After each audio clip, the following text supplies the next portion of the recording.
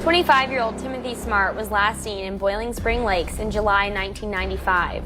This was the last place he was ever seen. If you have any information, please contact police. The caller said that Timothy Smart was buried off of CC Road. That's a huge breakthrough. Listen, look out. I never, ever hurt that boy. We're talking with everybody whose name we originally have. I would guess you probably know why we're here. I don't know. I can't imagine why. Man, that is crazy.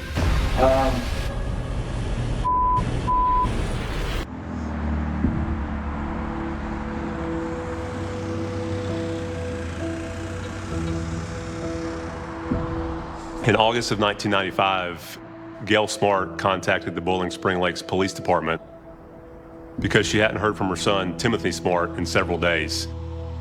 He would call her every Wednesday night, no matter what. Well, when she didn't get that call for a day or so, she really started worrying.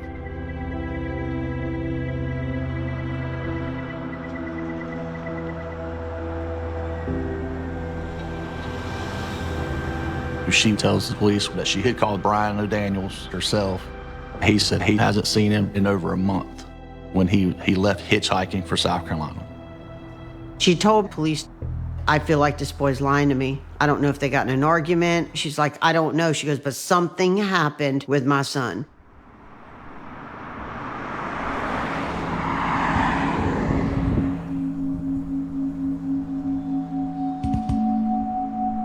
Brian O'Daniels said that Timothy Smart had been staying with him. He was working with him on his roofing company.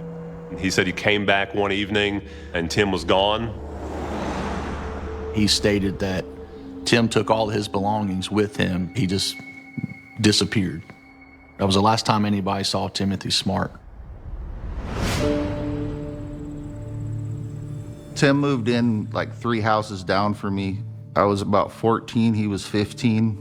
And from there, we were inseparable. Tim had a horse named Pritzel growing up, and he rode that horse everywhere. He was definitely a cowboy. He dressed the part and everything. He did the line dancing, went out to the country and western bars. You know, he was a fun guy.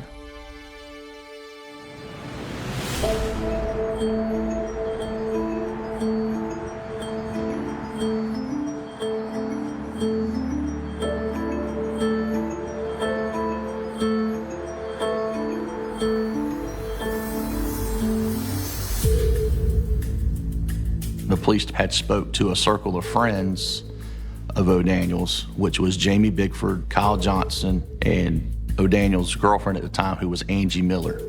And all of them had the same story. They either knew very little about Tim or he left hitchhiking. Everybody has that gut instinct that the circle of friends were protecting each other, and it was almost rehearsed.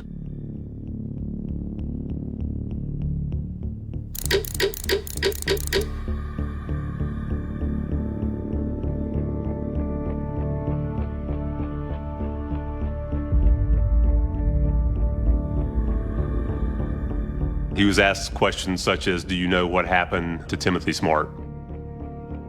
And did you have anything to do with his disappearance?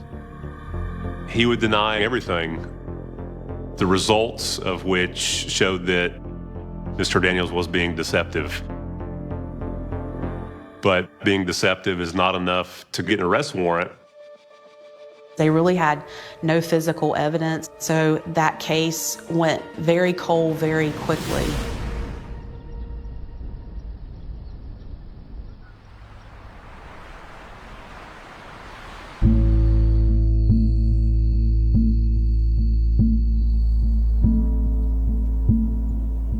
As time went on, it didn't look like he was going to be found. But Tim's mom, Gail, never gave up looking for him, ever. She was relentless in her letter writing. Just to remind everybody, he's still missing. I'm not going away. That's a mom's drive, is to have those answers. They are very emotional, heartfelt letters.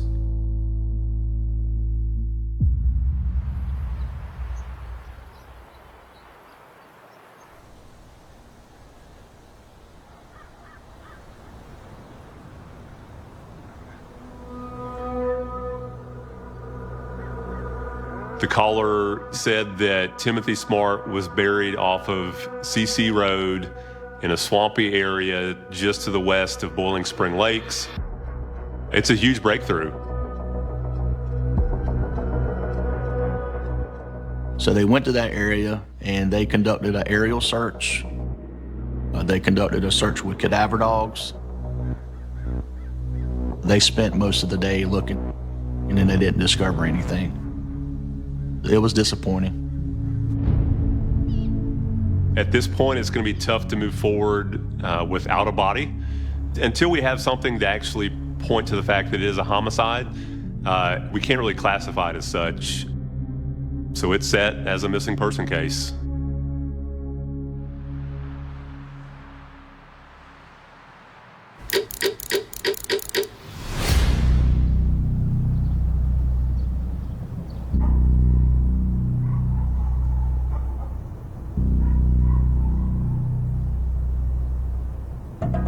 "25-year-old Timothy Smart was last seen in Boiling Spring Lakes in July 1995. What happened and where he is now remains unsolved." Smart lived in the 200 block of South Shore Drive in Boiling Spring Lakes. This was the last place he was ever seen. If you have any information, please contact the Boiling Spring Lakes Police Department.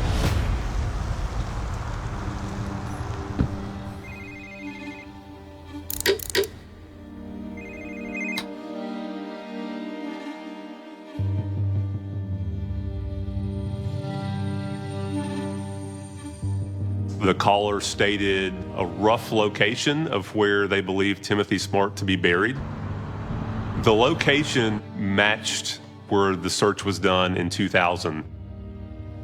And also, this caller did in fact say that Timothy Smart was murdered and said that Brian O'Daniels was the one responsible for it. The anonymous caller gave the name Jamie Bigford as an individual that we should talk to. They said that Mr. Bigford was at the house when Brian O'Daniels came back after killing Timothy Smart. And they said that Jamie Bigford had witnessed Brian Lee O'Daniels rinsing blood out the back of a pickup truck. And he told him that he killed Tim.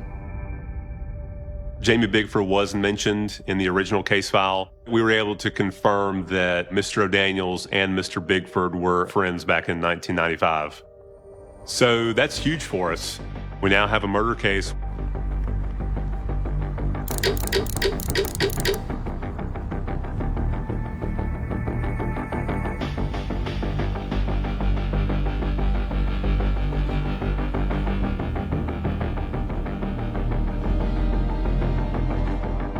There's definitely pressure in that this could be our last shot at solving this case. We could start to talk to this original circle of friends again, and after this first interview, things could shut down immediately for us.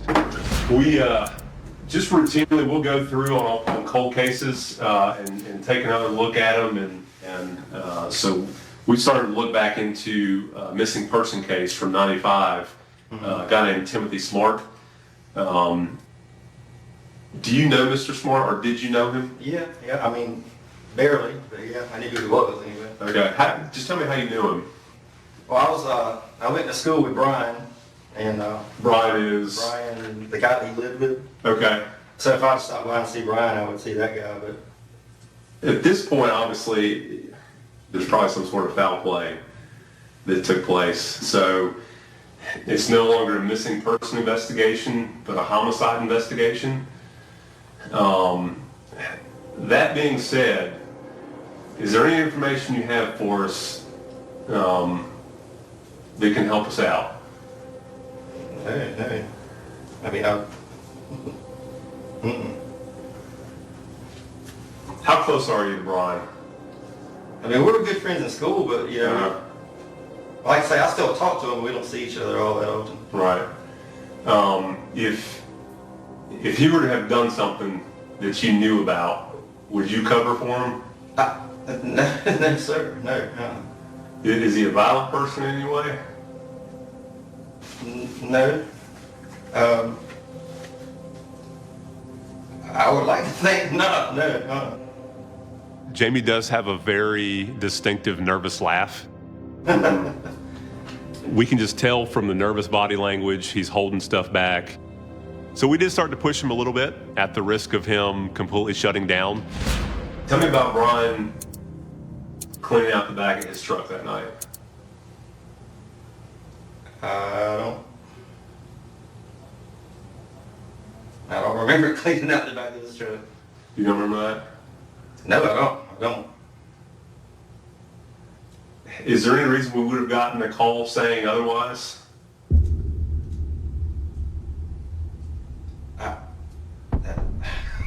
I don't know. I can't imagine why. I've never seen him cleaning out a truck. I mean, I know what you're trying to say, but I didn't see any of that. No, sir. Right. So why would they put you there the night that Tim disappeared or was killed, and had a conversation with Brian about what had happened? Is this something that's been weighing on you for a while? Well, you know,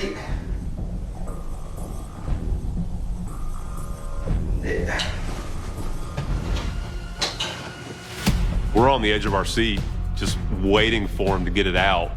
We were hoping that after all these years had passed, that he would be ready to get it off of his chest.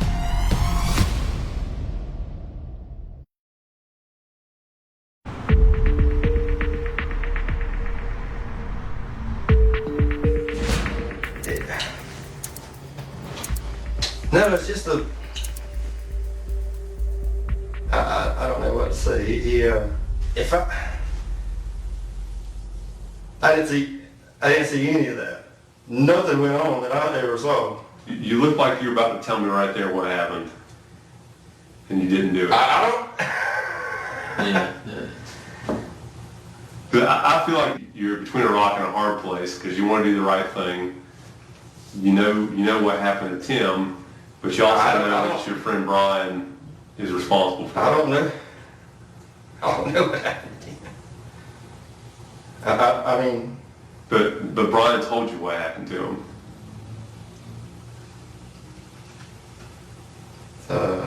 Well,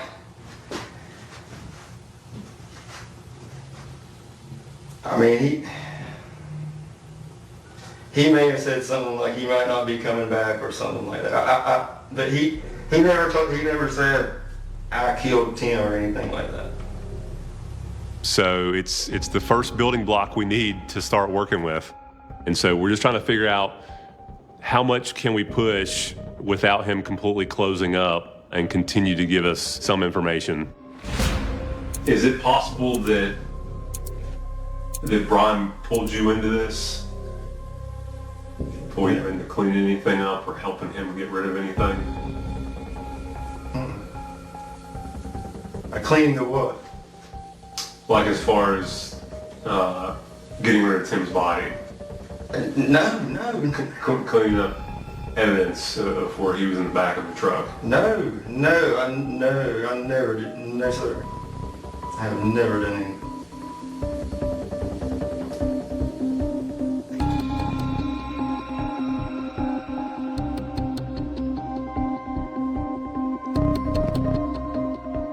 We knew that he was lying, but I felt like that's when we were approaching the point where he's just going to completely shut down. We'll circle back and do a secondary interview at a later time. We're concerned that if there was a pact that they had back in '95 to not come forward with the truth, maybe after this first interview they contact each other and re-up this pact to remain silent.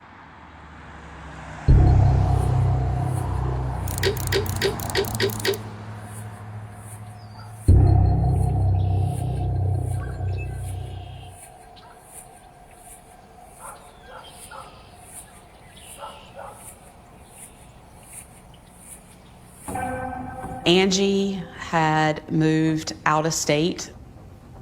Even though it was a phone conversation, you could feel the reluctance and anxiousness in her voice.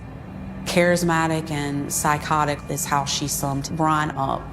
She harbored a lot of guilt for not ever saying anything. And so it was a lot of reassuring her that she was not in trouble. That rapport is very difficult to do over the phone, but we somehow did. She said Tim made a pass, and it sounds like Brian was upset about that at the time and spoke to Tim about it. Angie tells me that Brian's acting a little unusual. He tells her to go gather Tim's belongings, that he's not going to be returning, and she says very soon after that, he's never seen again. So she decided to confront him about that. And his story was that Brian and Tim had gotten in kind of like an argument, and that Tim had gone to the truck to get a gun from the truck, and that Brian ended up taking the gun away from Tim and shooting him. So that's huge for us. It's the first conversation we have on record of anybody saying, I talked to Brian O'Daniels, and he told me that he killed Timothy Smart.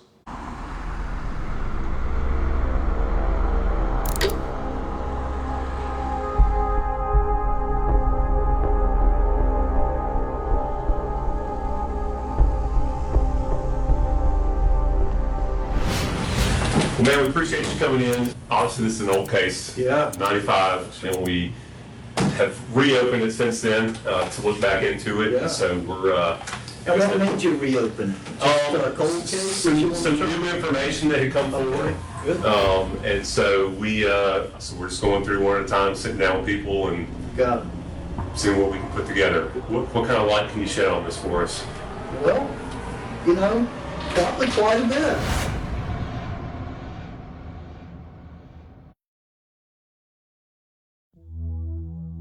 Tim and I lived out in the country. There was a pond not too far from the houses. We went fishing there. We hiked the mountains around us. We rode the horses in the mountains around us. We just did a lot of things together. We used to talk all the time. That's what I miss. In general, I miss my friend.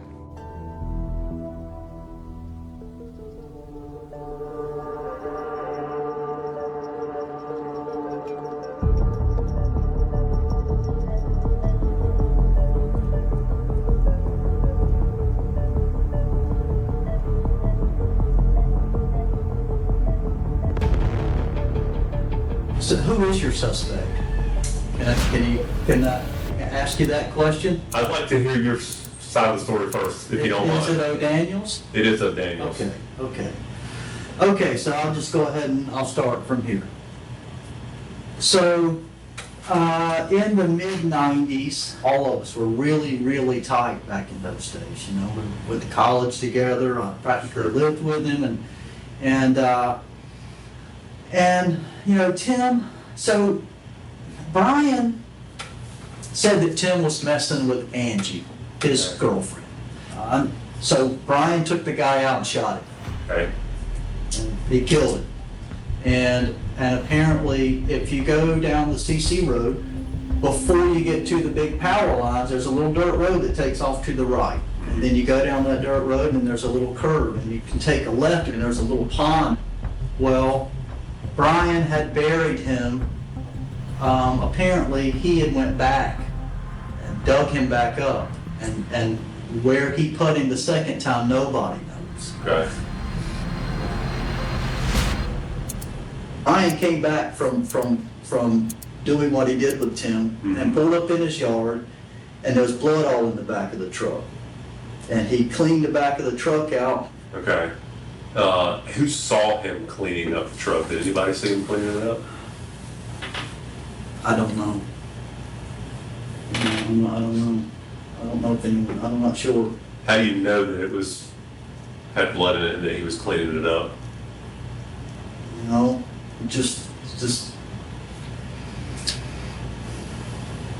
him talking about it, Were you there when he No, cleaned it up? absolutely not. I was not. Okay. Absolutely, but there was somebody else there.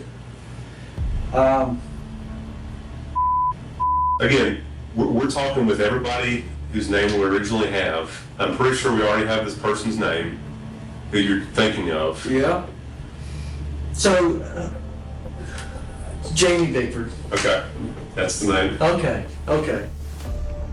It's great just hearing that from him. It confirms our suspicions that Jamie had information, and now we needed to bring Jamie Bigford in and give us a second interview and be completely truthful. What's your schedule like this afternoon if we wanted to ride over there to see where that location was? If you want to go take a ride and look at it, I'll take you. Kyle offers to take us out to what he believed to be the burial site. We're not going to pass that opportunity up, so we load up in vehicles. We went to a remote area on the west side of Boiling Spring Lakes that is very rural, roughly 150 to 200 feet into the woods off the main road, just swamp. There's nothing back there. So it was tough getting back to the area that he believed Tim to be buried. So we put the drone up. We found what we believed to be that small body of water at the time, but just couldn't pinpoint that needle in the haystack.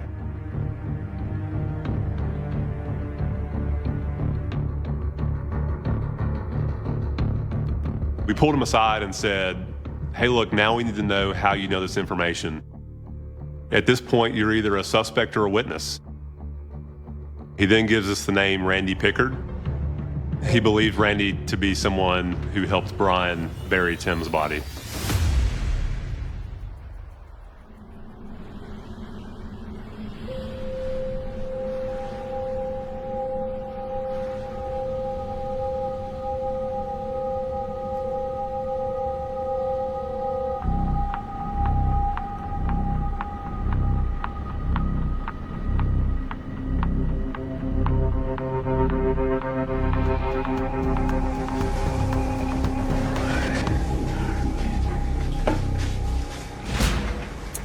You were Kevin Smith from the last time? Yes, sir.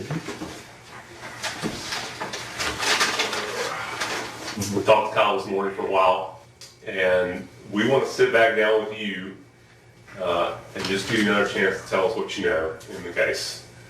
All right. And come out with everything this time, okay? Yes, sir. I understand. It's just, I was just scared, really, honestly scared. I know. When I brought up Kyle Johnson, his body language instantly starts changing. We know we're heading in the right direction. And now I'm still scared, but I'm tired of it. You know? Right.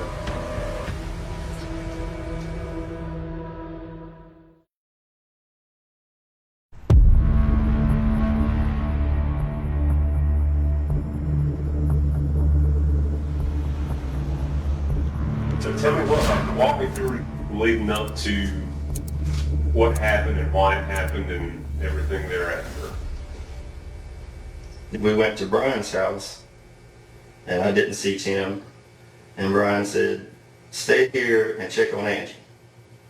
So I stayed there and just waited, hung out, and then them two came back, Randy and Brian, and I could tell when they came back, I thought something had going on. They were just weird acting, and you know, I just knew something was going on.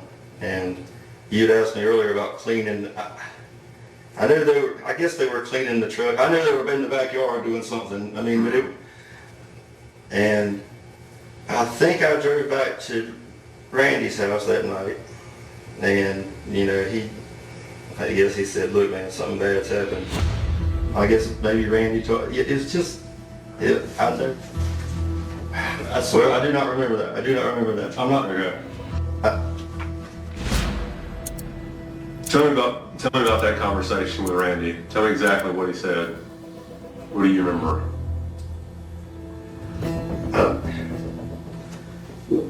I think he said that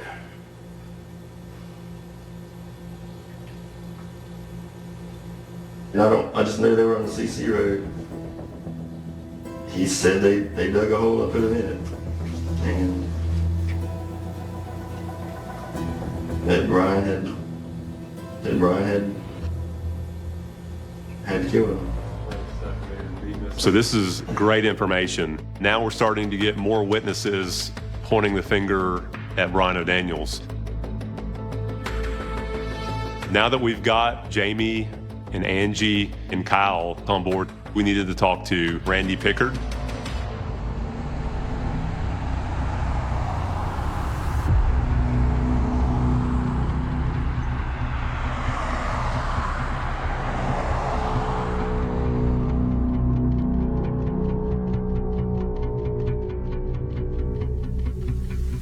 When we sat Randy down, initially he wouldn't even let me turn on a recorder to record the interview. I had to assure him that he was not the target of our investigation. At the same time, we couldn't make him any promises that he was going to skate out scot-free. That was enough assurance that he needed to finally come off about what his involvement was and what he knew. So like I said, just like you just told us, just walk us through again. You said you were at the party, you were at the house party, you were asleep, and then Brian came and got you. Yes, sir. Just walk me just through that again. Then we jumped into the truck, went down CC Road, turned down the little path, and there was a car, fresh dirt, and he piled the dirt up behind the straw, changed the car. We tried to drag the car over what was there. Mm-hmm. And the car really didn't move, it just kind of went sideways. We threw pine straw everywhere and went down out the road. And you said that the car that Brian attempted to pull over a hole that was dug, you said it had some round fenders, it was like maybe a 30s or 40s or Yeah, it was 50s old, car? yeah, it was whatever that type of round, big headlight, round fender. Okay. So you saw some disturbed ground, Yes, sir. basically what appeared to be a hole that had been dug and then filled in. Yes, sir. Okay. And you said there was a shovel in the back of the truck and a rake. Yes, sir. You said it looked like there was blood in there. Yes. And what did he lead you to believe it was? A deer. Okay.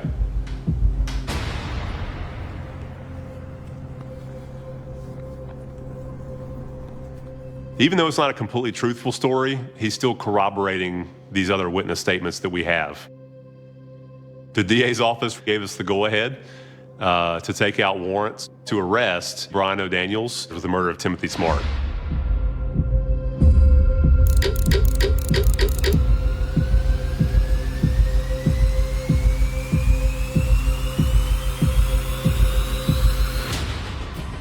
We knew at this point it was still going to be a tough case to prosecute. We're moving forward on this case based on 4 witnesses without a body. You're nervous going into it. Here we are sitting him down 24 years after he killed somebody, and we're going to try to get him to confess to it. Hey, Brian. Well, with the state of your investigation, I don't know if you heard of us before or not. Kevin's with Boiling Spring Lake PD. I would guess you probably know why we're here. Wow. So did they explain the warrant to you? No. Okay. So why we're here now is because we have a warrant for your arrest for the murder of Timothy Smart. You're kidding.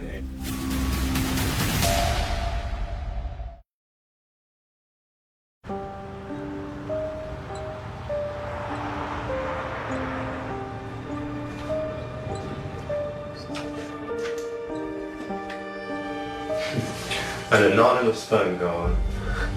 We knew Brian O'Daniels. He's going to be caught off guard here 24 years later that he's now under arrest for a murder. So we wanted to start out easy. We also wanted to let him know we do have people on record saying that he's the one responsible. Do you remember I know it's been 24 years. Do you remember the day it was that he disappeared? Or that you last saw I didn't know him? how many years it was.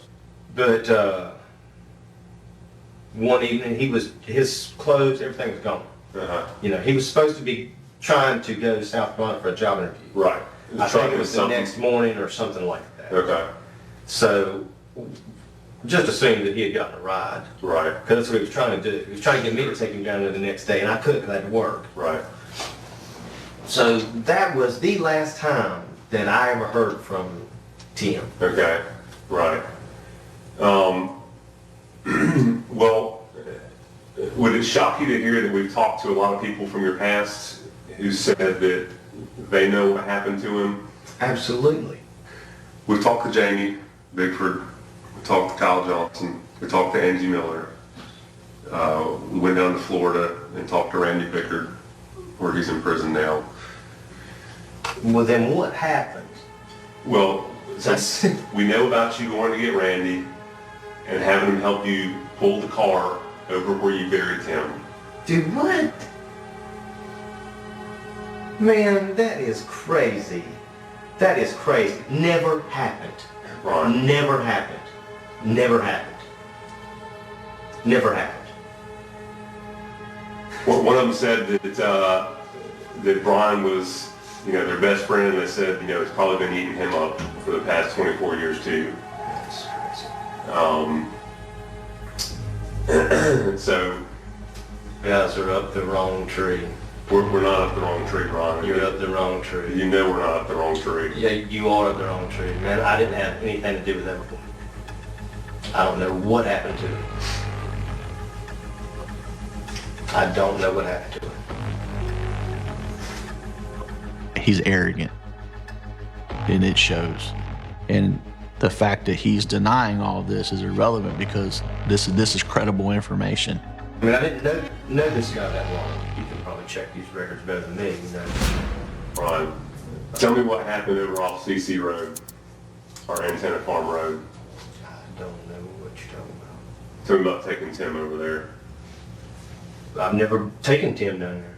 Brian, look, I'm being as upfront and honest with you as I can. Man, I have never taken Tim anywhere other than to work. Look, the information I have, I'm not bluffing you. You know I'm not bluffing you. Well, I don't know where you get it. Well, I'm getting it from your circle of friends who was there that know what happened. Man, I don't even think those people were at my house. I don't know what to tell you.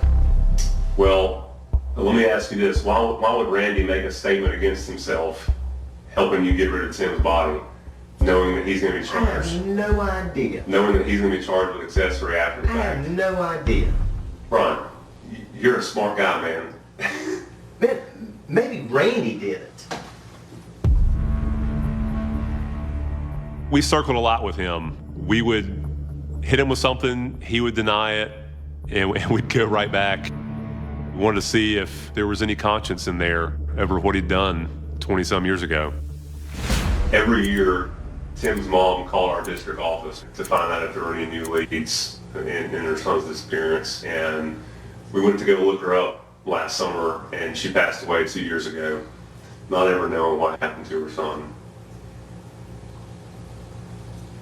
It's a lot of years to go without knowing what happened to your only child. And wondered, she went to the grave, never knowing what happened to her child.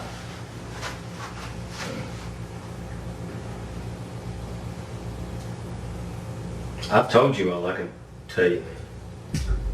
Brian, it's just not true. It is true. That's all I know, and that's all I can tell you.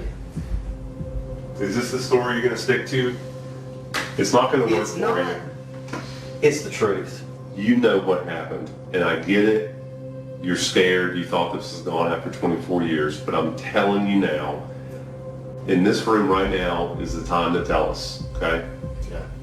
What I'm thinking is this is going to take me a couple of years to get out of this and prove that I'm innocent. And in the meantime, I know my life's going to be ruined. I'm not going to give up on you, Brian. I think there's a heart in there somewhere. Buddy, I've got a heart, but I've told you everything I know.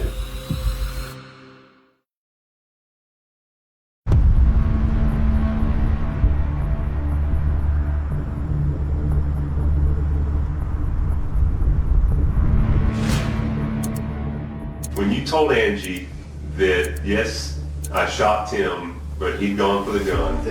Listen, if that's what happened, this is the time to tell her right now. That's crazy. It didn't happen. Well, then what happened? Did you? I have no idea. Did you just kill him in cold blood? No. Ron, one of the two things happened. Man, Listen, look at I never, ever hurt that boy. Either. Never. Don't know what happened to him. That's it. That's all I can tell you. Either one, you're a cold-blooded killer and you just went out there and killed him because he hit on Angie and you're protective over her and you couldn't trust him. He was living in the house. Or you guys got in an argument and maybe he went for a gun and that was your only option to try to fight and protect yourself. We never even argued. We never bickered. Never. I didn't ever have a problem with him. If you wanted to potentially help yourself out and show some good grace and help some people get some closure, you could take us to where Tim's at. Oh my God. Man, I do not know where he's at. I don't know what happened to Tim, and I cannot help you. I don't know. Okay. All right. Well, all your close friends know where he's at, know what happened to him. Well, then they should go get him. And ask them where he's at, because I don't know. If they know, then they should take you there, because I don't know. I'm going to tell you. Tell me why it happened. I can't help you anymore. I've told you everything I know. It's not true. Tell me when you're ready to go. I'll sit here as long as you want. I told you everything I could tell you. You haven't. Yeah, let's go then. Let's go. Are you ready to go? I've told you everything I can tell you. If you're taking me to jail, then let's go. All right, hang tight.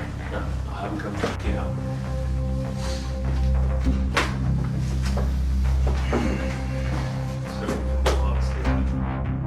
There's no question at this point in anybody's mind as far as what happened. We had 4 people saying he was responsible, so we would have to go back and find this burial site so that we can put him behind bars for the murder of Timothy Smart.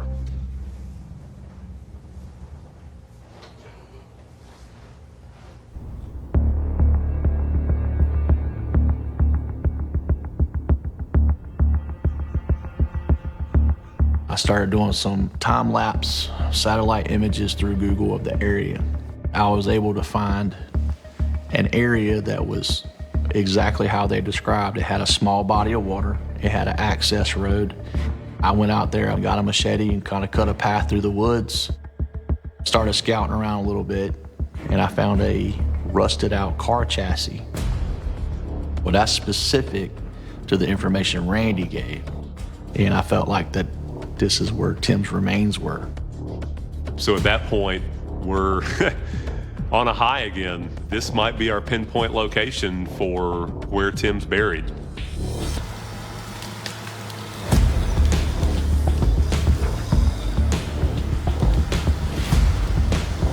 The dig was a big coordinated process. Brought in some heavy equipment and started leveling all the trees down. I think the third scoop in, I heard some agents start yelling, like, "Hold on, what's that?" And our forensic anthropologist walked over and hopped down in the hole and said, "That's a skull cap." So we started in the slow process of uncovering remains. We recovered a wallet, and inside the wallet was the identification of Timothy Jason Smart. There's got to be some divine intervention here because everything just is falling in place.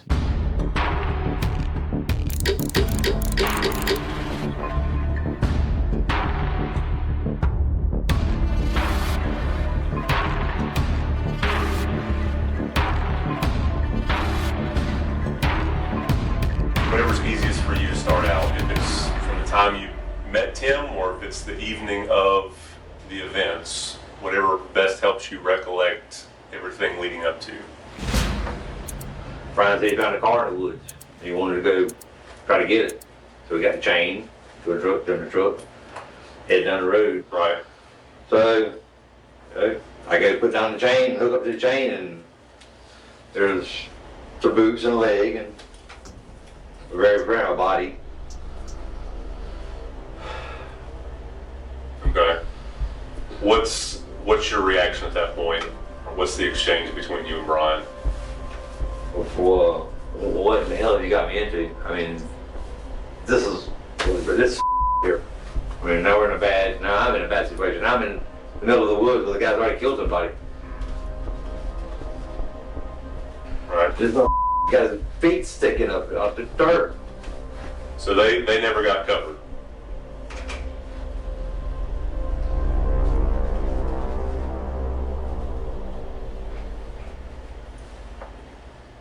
We're pumped at this point because he's saying, yep, this is your guy.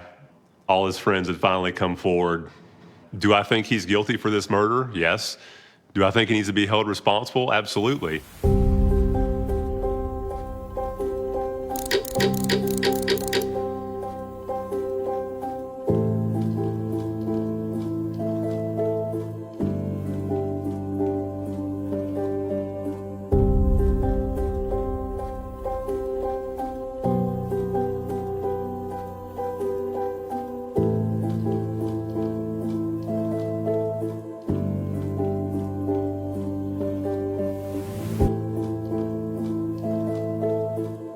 It's a once-in-a-lifetime case.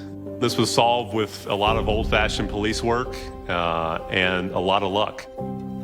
Even though Gail had passed away, she got justice for her son. I kept a copy of her letter on my desk throughout this investigation. That was my motivation to keep going. She needed to hear we found him, and I think she would be completely at peace because she had her boy, and that's all that mattered. I think the hardest part is he should have been my best man at my wedding, and he wasn't. You know, he should have been an uncle to my kids, and he's not here. Yeah, I don't know. I just miss him. I mean, I do. I really do.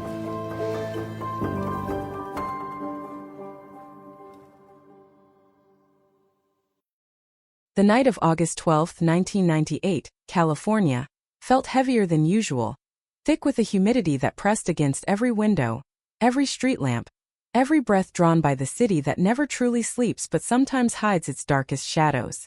A lone figure slipped through the alleyways of Los Angeles, silent, careful, unnoticed. Somewhere in a modest suburban neighborhood, the Smith family was tucked in bed, unaware that the events of this night would leave a void in their lives that would span decades. When 17-year-old Jessica Smith did not return home, the ordinary became terrifyingly extraordinary. The call to the local authorities was brief, factual, and almost routine. Missing teenager, last seen near downtown alley at 11:45 p.m. The words themselves sounded mundane, bureaucratic, but what followed would shatter lives, freeze a family in uncertainty, and spawn a mystery that lingered for years like a shadow stretching through the city streets. The immediate response was swift but shallow. Patrol cars scoured the area where she was last seen. Officers knocked on doors, questioned shopkeepers, scanned the neon-lit streets where the buzz of nightlife blurred the boundaries between safety and danger. Flyers were printed hastily, photographs circulated, but each lead dissipated like smoke in the early morning breeze. Jessica's friends offered conflicting accounts. Some claimed she had planned to meet someone, others insisted she had no plans, that she was heading home to do homework. Every inconsistency became a thread, tangled, confusing, each one spinning the web of a case that would remain unsolved for years. The first week passed with mounting desperation. Detectives interviewed neighbors who recalled shadows moving at odd hours, cars parked for minutes that seemed suspicious, but were quickly dismissed as coincidence. There was a sense that the city itself was holding its breath, that beneath the flickering streetlights something unseen was watching, waiting. Family and friends combed through every corner of Jessica's world, school lockers, after-school hangouts, the corner store she frequented, but each search returned nothing. The police encouraged hope, but their voices were edged with unease. This was not a simple disappearance. It felt deliberate, calculated, but evidence was maddeningly thin. Days turned into weeks, Each passing hour stretched the silence into a tangible, oppressive weight. The case file grew thicker. Photographs, witness statements, and small pieces of circumstantial evidence.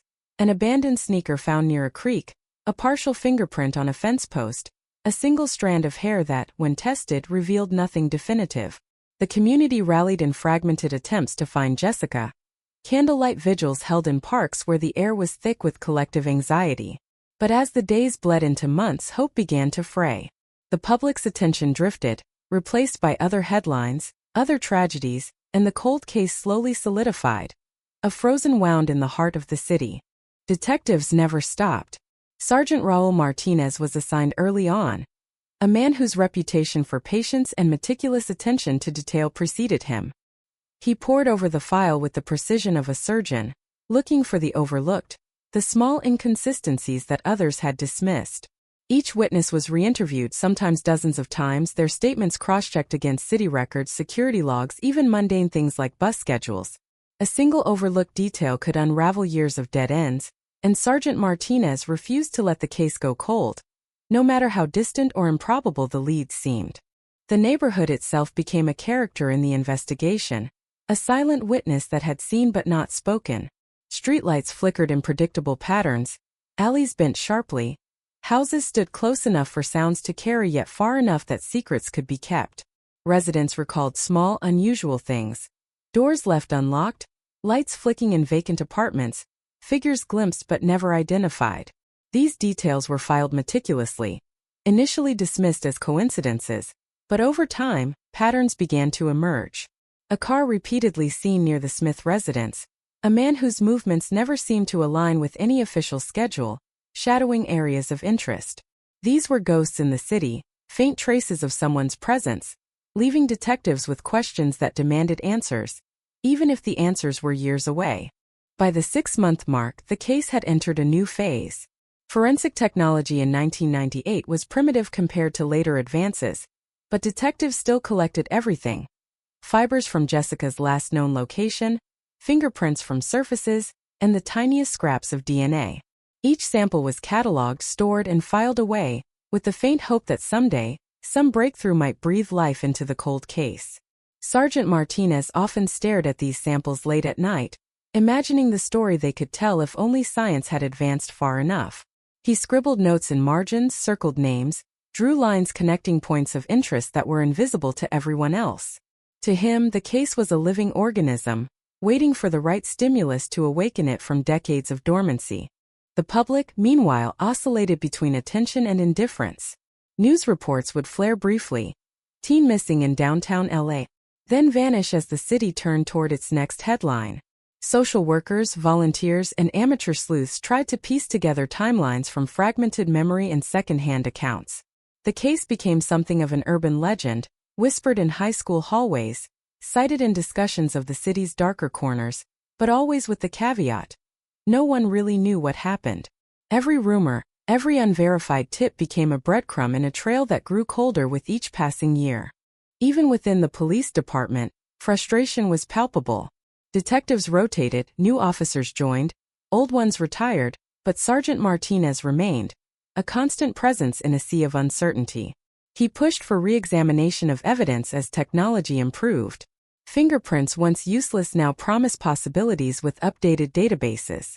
DNA that had yielded nothing could now be cross-referenced against statewide and national records.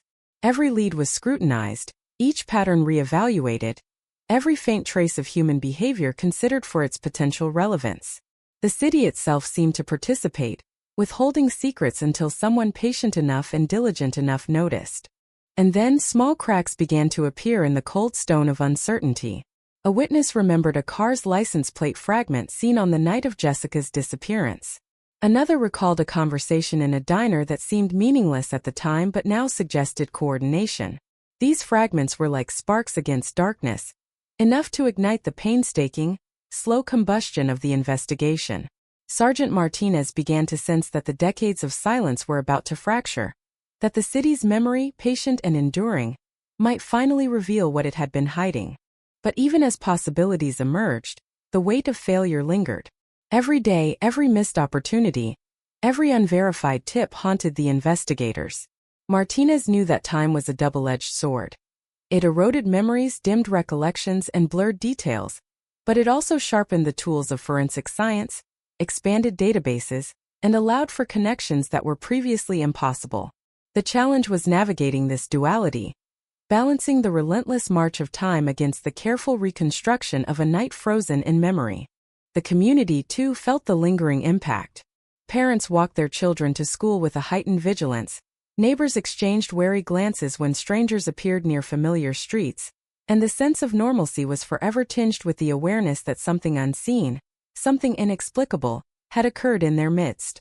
Jessica's absence became a punctuation mark in the life of the neighborhood, an enduring reminder that innocence could vanish in the blink of an eye, leaving silence that echoes for decades. Every detail mattered. The angle of a streetlight that night, the unusual absence of a neighbor's dog barking, the way a storefront light flickered. Each anomaly became a clue, a possibility, a fragment of truth hidden beneath layers of time. Sergeant Martinez meticulously cross-referenced these elements, constructing timelines and overlays that revealed patterns only visible to someone who refused to abandon the case. And as he did so, the quiet conviction grew. This cold case, would not remain unresolved. The file grew heavier with every passing year, filled with witness statements, forensic notes, sketches, and diagrams. Each page was a testament to human perseverance, the relentless search for a truth that had been suspended in time. And in the quiet of the department's archives, behind locked doors and buzzing fluorescent lights, the shadow of the 1998 disappearance waited. It was patient, unyielding, but no longer invisible. The city's memory was awakening, and with it the possibility of closure. A chance for the Smith family to finally hear the story that had been withheld from them for decades. Even in the dark, the city seemed to pulse with possibility. Every alley, every sidewalk, every street corner had witnessed fragments of a story that few understood. Now those fragments, carefully preserved, began to align, revealing the contours of a night that had seemed impenetrable. The cold case was no longer just a headline, a statistic, or a memory. It was alive again, stirring in the minds of those who refused to let it die. The tension, the anticipation, the weight of decades pressed down on everyone involved. Sergeant Martinez, the Smith family, the community, and even the city itself felt it. It was a pressure that sharpened senses, focused attention, and demanded resolution. Every photograph, every fingerprint, every tip could be the one to unlock the secret that had eluded investigators for 30 long years. And in that quiet, almost imperceptible moment, a sense of inevitability began to form. Something was about to surface, something that would shock the family, challenge assumptions, and finally give voice to a night long shrouded in mystery. Years passed. The calendar turned with cruel indifference, and the Smith family's quiet life was marked by the absence of Jessica's laughter, her presence, her ordinary routine stolen in a single untraceable night. Each year added layers to the cold case, layers of frustration, hope, disappointment, and the gnawing question: who had taken her and why? The city moved on around them, oblivious in its bustling streets, neon lights, and ceaseless traffic, while for those connected to the case, time had crystallized into a single unbearable stretch of suspense. Every anniversary, every late summer evening, brought memories of that night back like a pulse under the skin, unrelenting, unyielding. Detectives came and went. Names in the case file multiplied, notes overlapping, ideas examined and discarded. Yet the fundamental mystery persisted. Sergeant Martinez remained, a steadfast presence among a revolving door of officers. His gray-streaked hair, the weariness etched in his eyes, spoke of decades committed to a case that had resisted every effort, every logic, every breakthrough the police force could muster. He carried the weight of the investigation like a second skin, a constant reminder that while the city slept, one young girl's story remained unresolved. Every glance at the file, every review of the evidence, reminded him that the threads were still there, thin but real, waiting for someone persistent enough to see the pattern. The city itself became a repository of memory. Los Angeles, sprawling and chaotic, with freeways snaking like arteries, high rises reflecting sunlight in blinding shards, palm trees swaying against the horizon, held secrets beneath its surface. Each street witnessed countless movements, conversations, exchanges, but the night Jessica vanished remained singular, unique, a moment that had split the city's collective consciousness in two, before and after her disappearance. Witnesses aged, memories blurred, but fragments remained.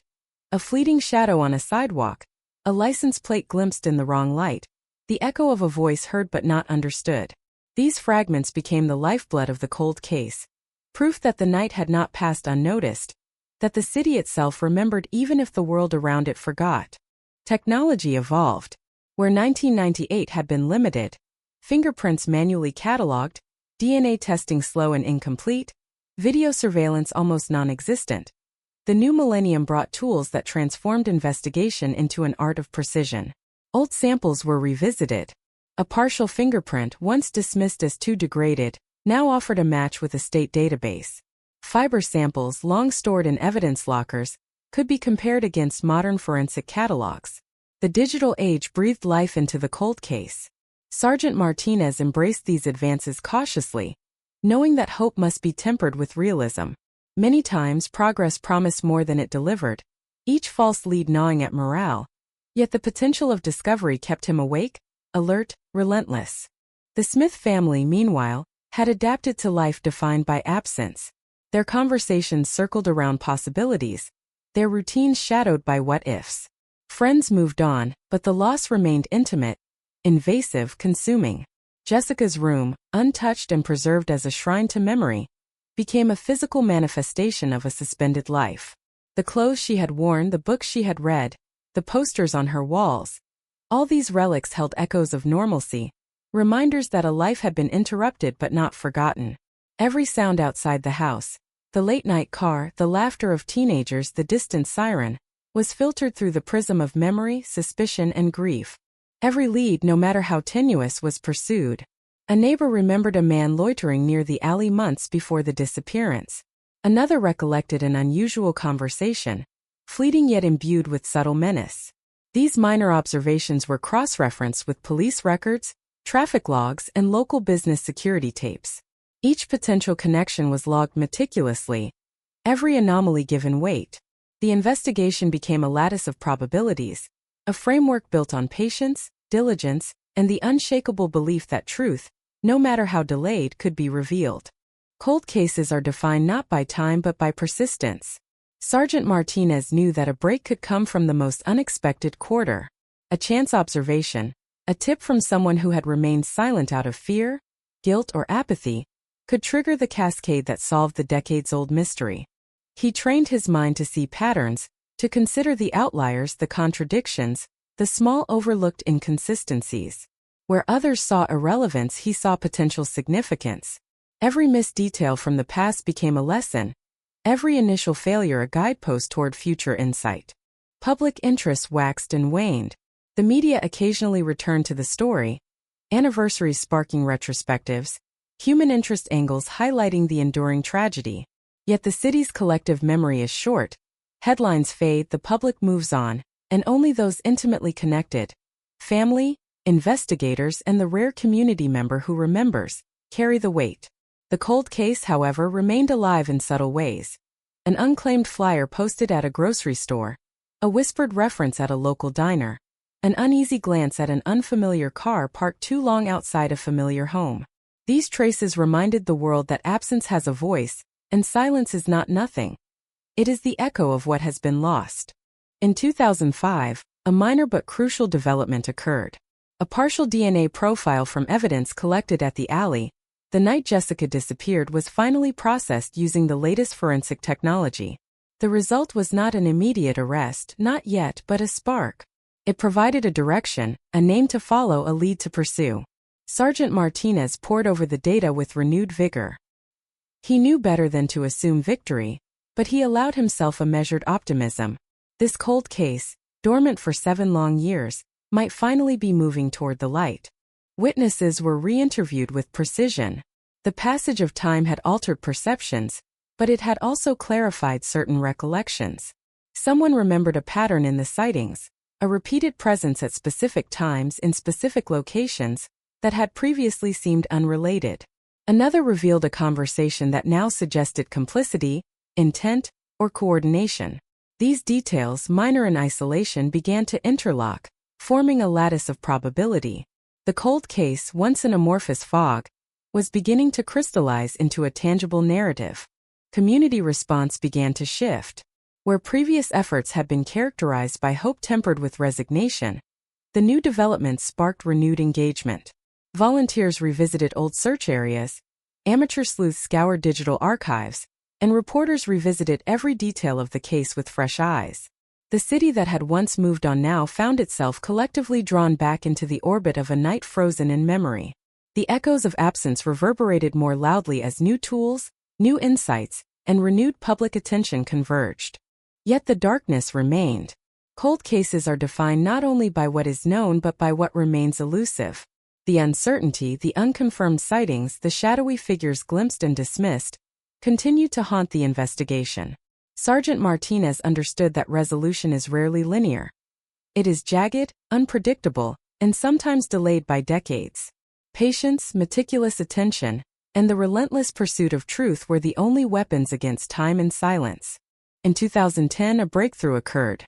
A witness, long reticent, finally stepped forward with information about a vehicle observed repeatedly near Jessica's last known location. The details were specific: make, model, color, partial license plate. Cross-referencing police records, DMV databases, and old traffic citations, investigators began to trace movements, constructing a network of potential suspects, contacts, and associates.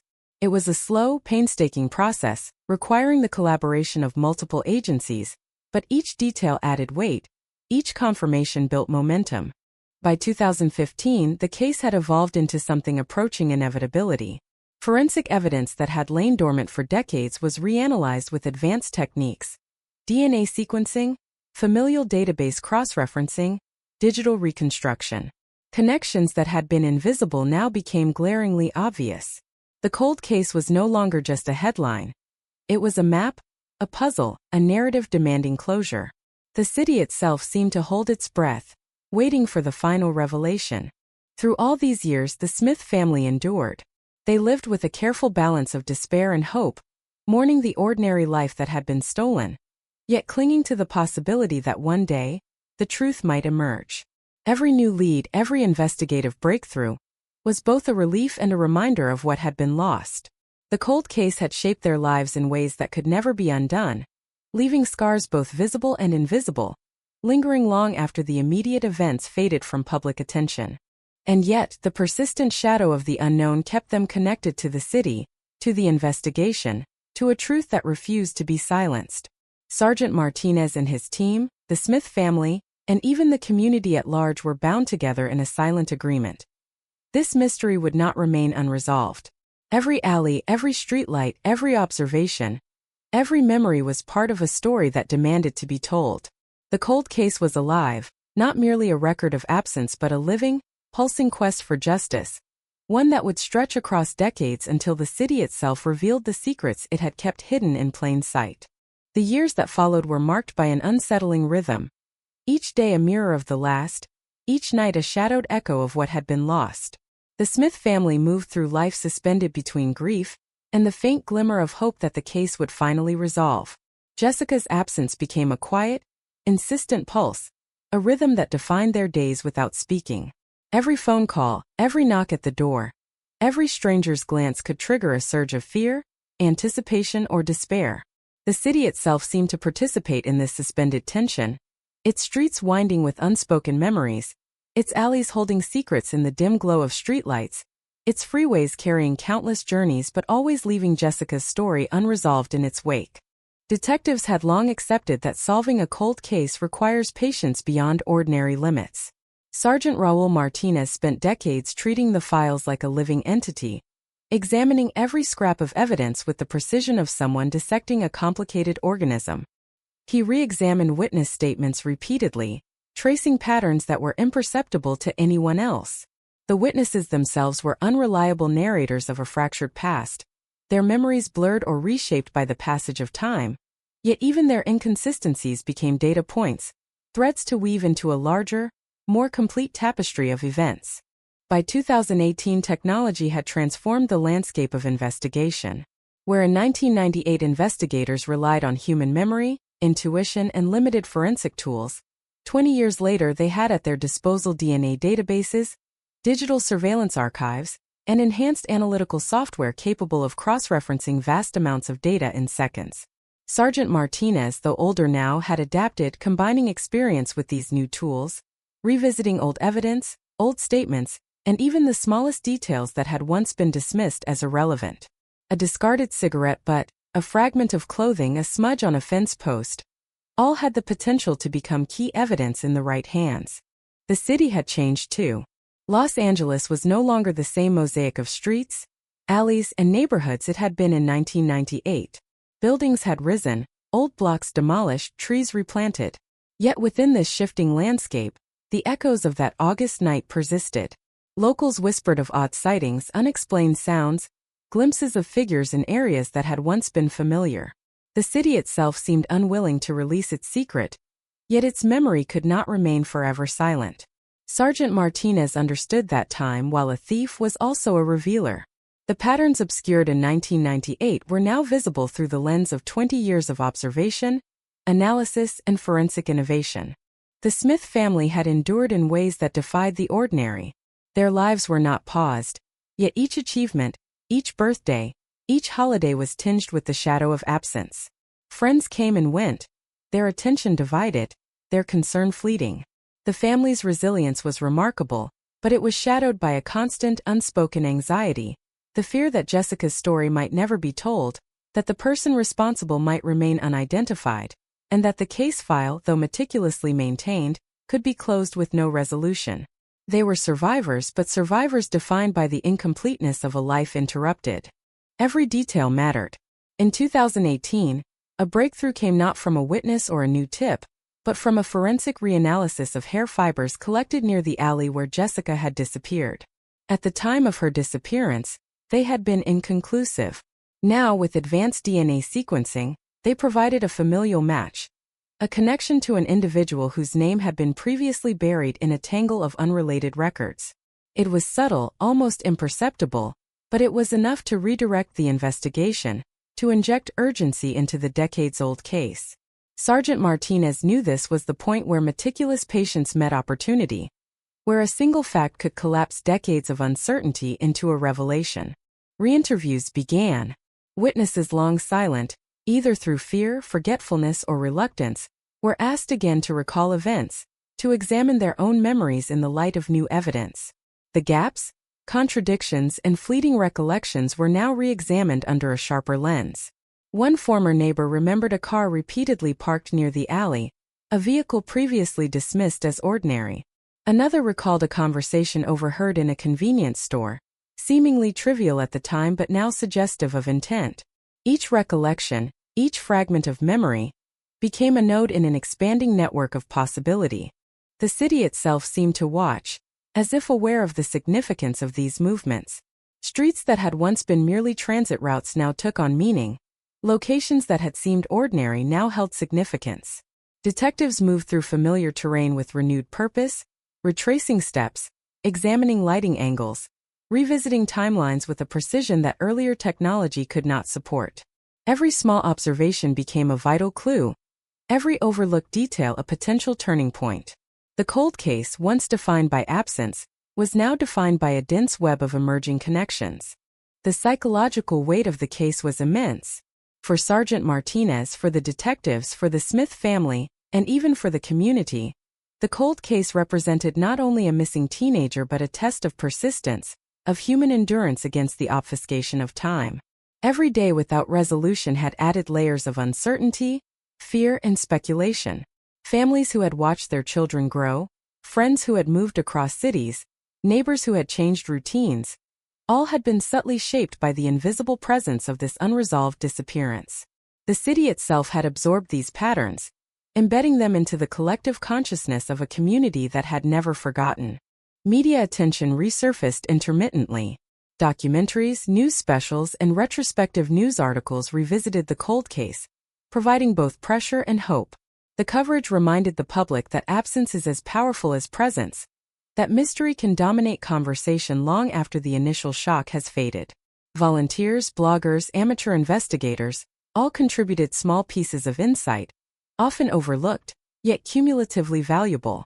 The city's collective awareness became an auxiliary investigator, a web of memory and observation that occasionally yielded breakthroughs when combined with diligent police work.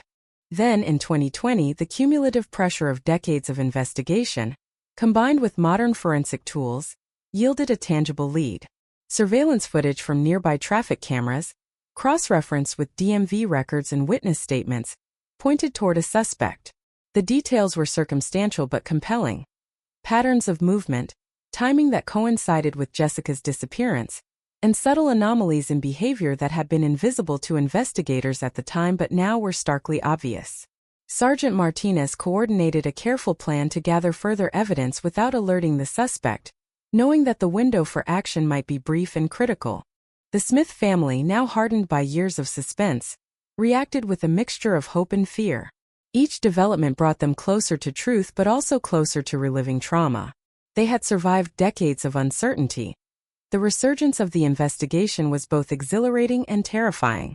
Every conversation, every news update, every call from detectives was filtered through the lens of years of pain, grief, and longing. The cold case had shaped their identities as much as it had defined the city, intertwining memory, hope, and fear into a tapestry that could not easily be unraveled. The investigation moved forward cautiously. Each potential lead was verified meticulously. The suspect's history was examined for patterns, associations, and previous movements. Digital records, social interactions, and prior arrests were analyzed in parallel with the growing web of forensic evidence. Every detail, from tire tracks to partial license plate matches, was scrutinized, rechecked, and integrated into a timeline that finally began to make sense. The cold case, a decades-long puzzle, was starting to coalesce into a coherent narrative, one that promised, for the first time, resolution. Community memory played its part too. Longtime residents, those who had witnessed or overheard events long before the investigation gained momentum, were approached with sensitivity. What had once been fleeting recollections were now recognized as critical clues. One neighbor recalled a figure in a dark hoodie, another mentioned an odd conversation overheard from a passing car. Individually, these memories had been dismissed.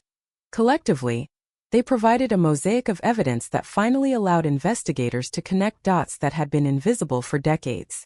The tension in the department was palpable. Officers who had rotated in and out of the case over the years now converged with new detectives equipped with modern tools. Strategy meetings were long and methodical, every decision weighed against decades of precedent, every action considered for its potential impact on the fragile web of evidence. Sergeant Martinez, though older and visibly worn by time, remained the linchpin, guiding the operation with an unshakable calm, ensuring that years of accumulated insight were leveraged without compromise. Every step forward heightened the stakes. The cold case had endured for more than 2 decades precisely because of its complexity and the carelessness of time. Now, with breakthroughs in forensics, witness testimony, and digital tracking, investigators were finally able to outline the contours of a night long buried. Patterns that had been invisible in 1998 were now illuminated, bringing clarity to shadows that had defined years of speculation and fear. The city itself seemed to hold its breath, the streets quiet, as if awaiting the inevitable revelation that would break decades of suspense and bring, at last, the story into the light. The summer of 2021 felt different. The city of Los Angeles hummed with its usual chaos, traffic weaving in patterns only the regular commuters understood, streetlights flickering intermittently over cracked asphalt, and the distant murmur of sirens blending into the city's heartbeat. But beneath this familiar noise, a silent tension pulsed through the department.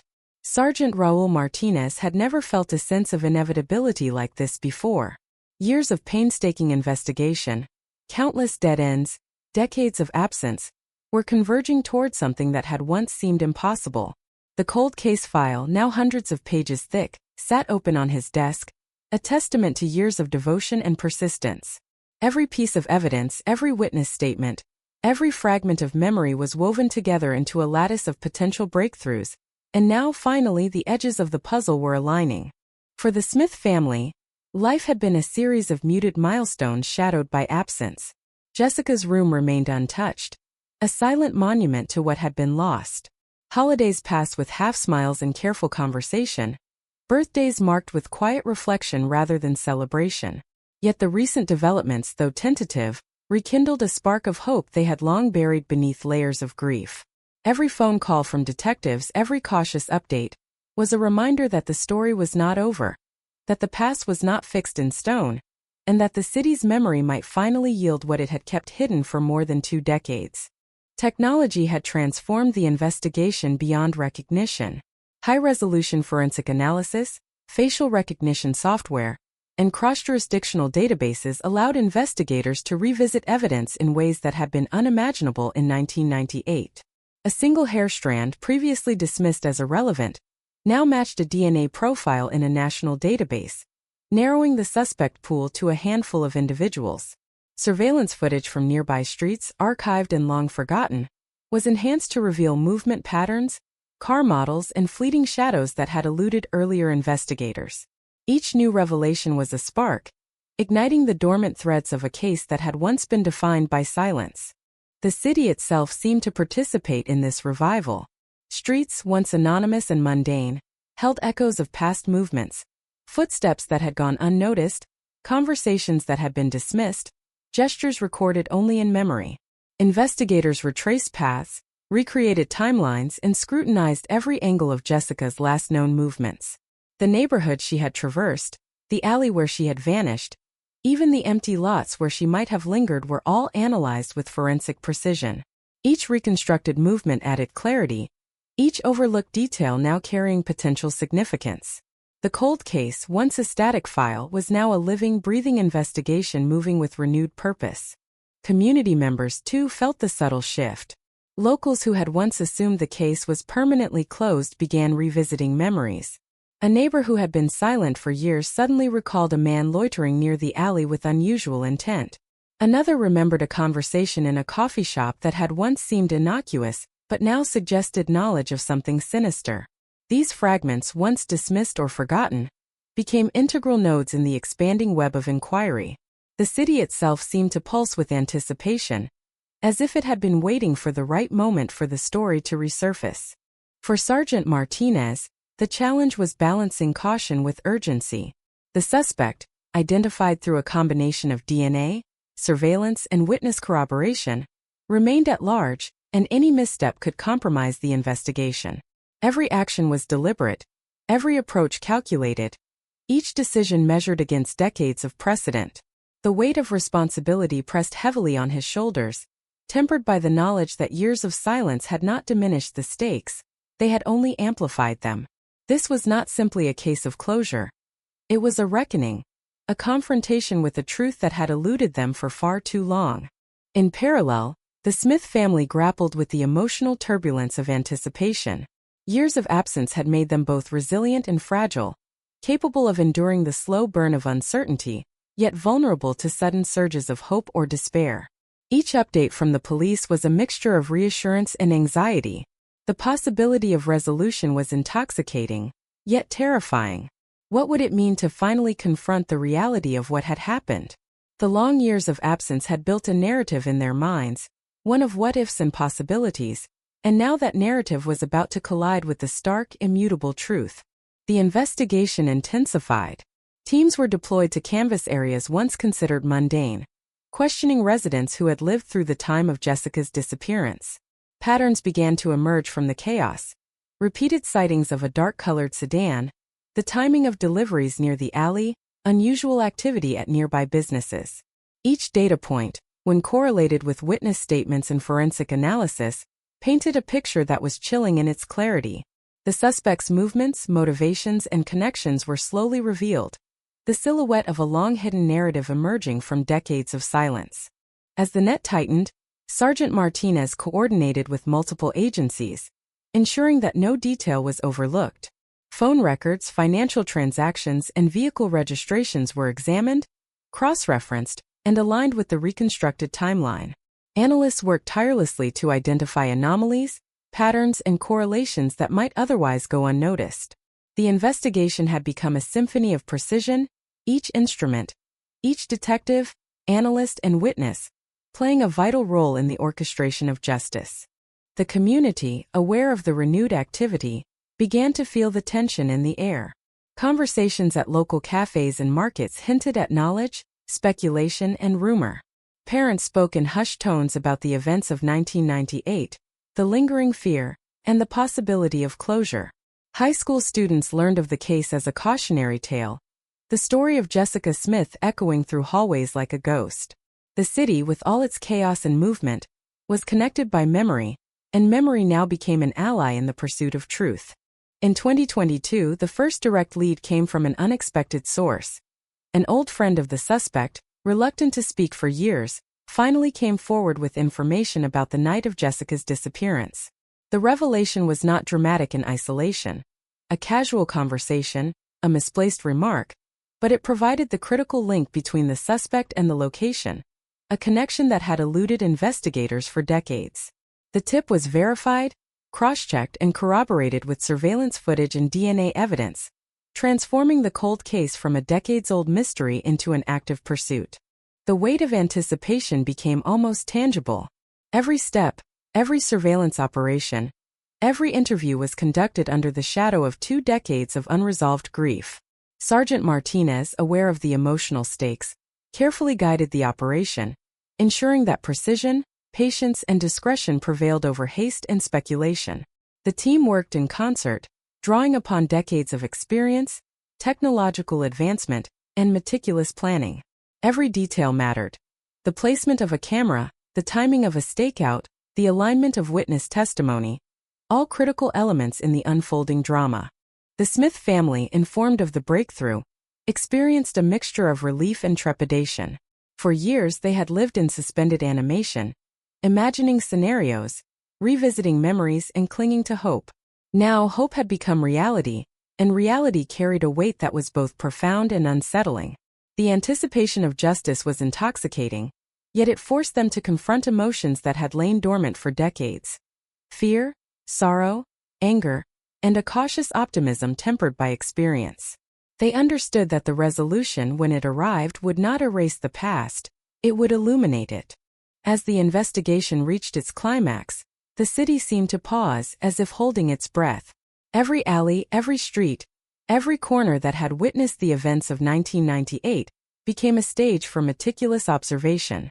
Investigators retraced paths, reconstructed timelines, and rehearsed contingencies with an intensity that spoke to decades of patient pursuit.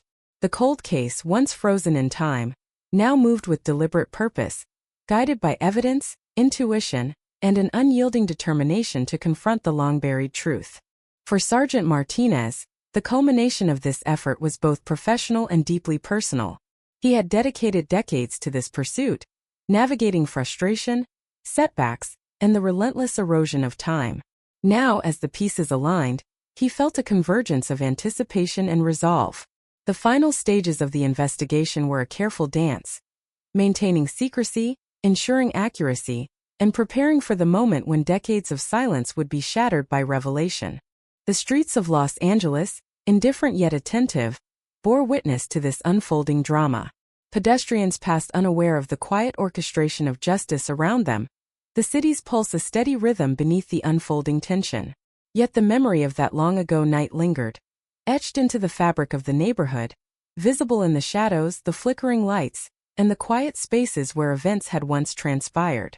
The city itself had become an accomplice to memory, preserving evidence in plain sight, waiting for the moment when human persistence and technological innovation would finally intersect.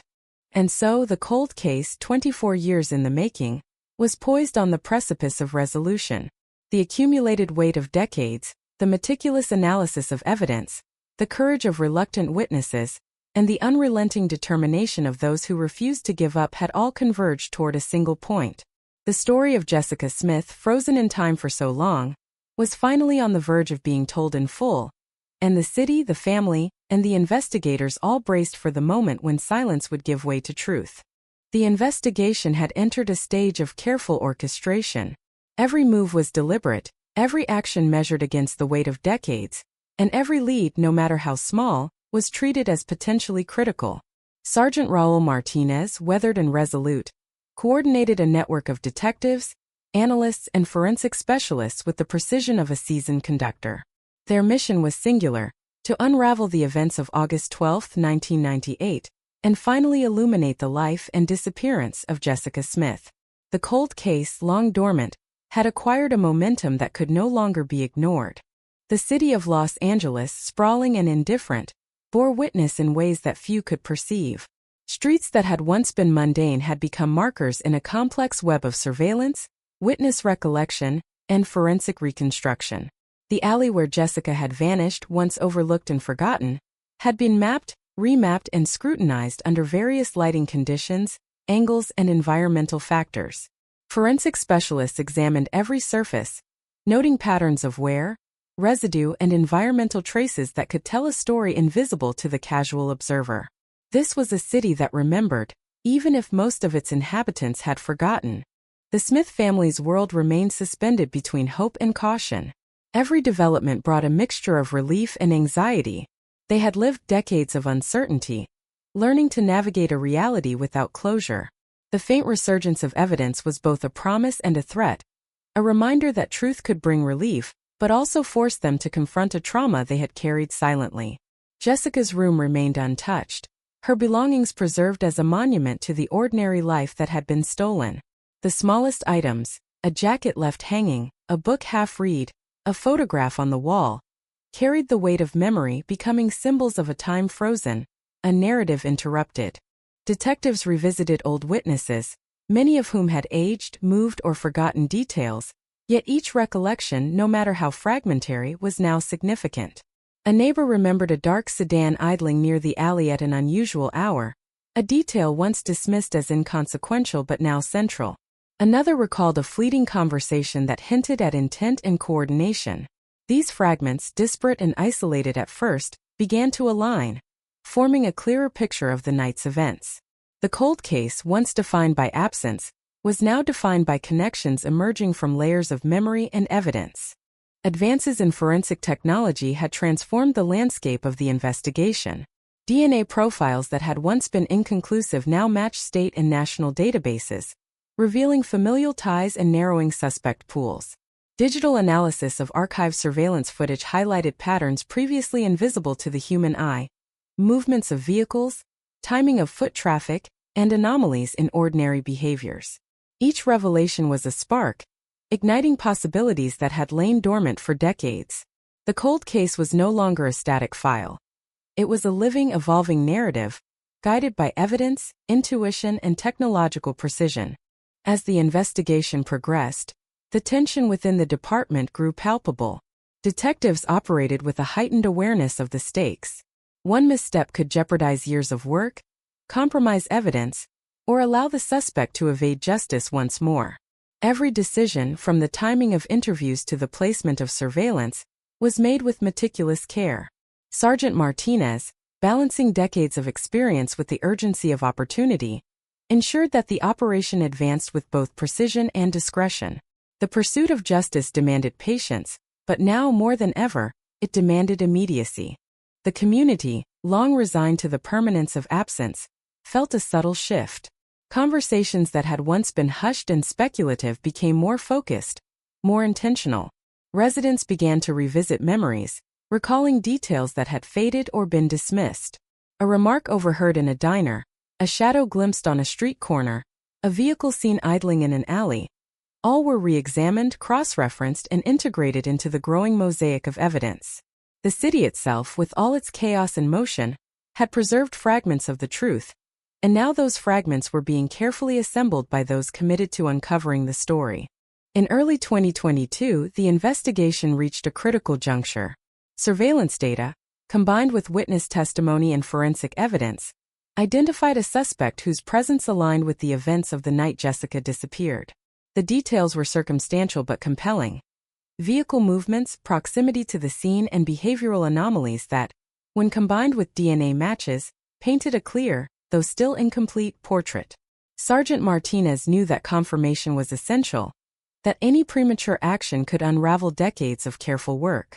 The team meticulously coordinated verification, ensuring that every piece of evidence was corroborated, every witness accounted for, and every legal requirement satisfied.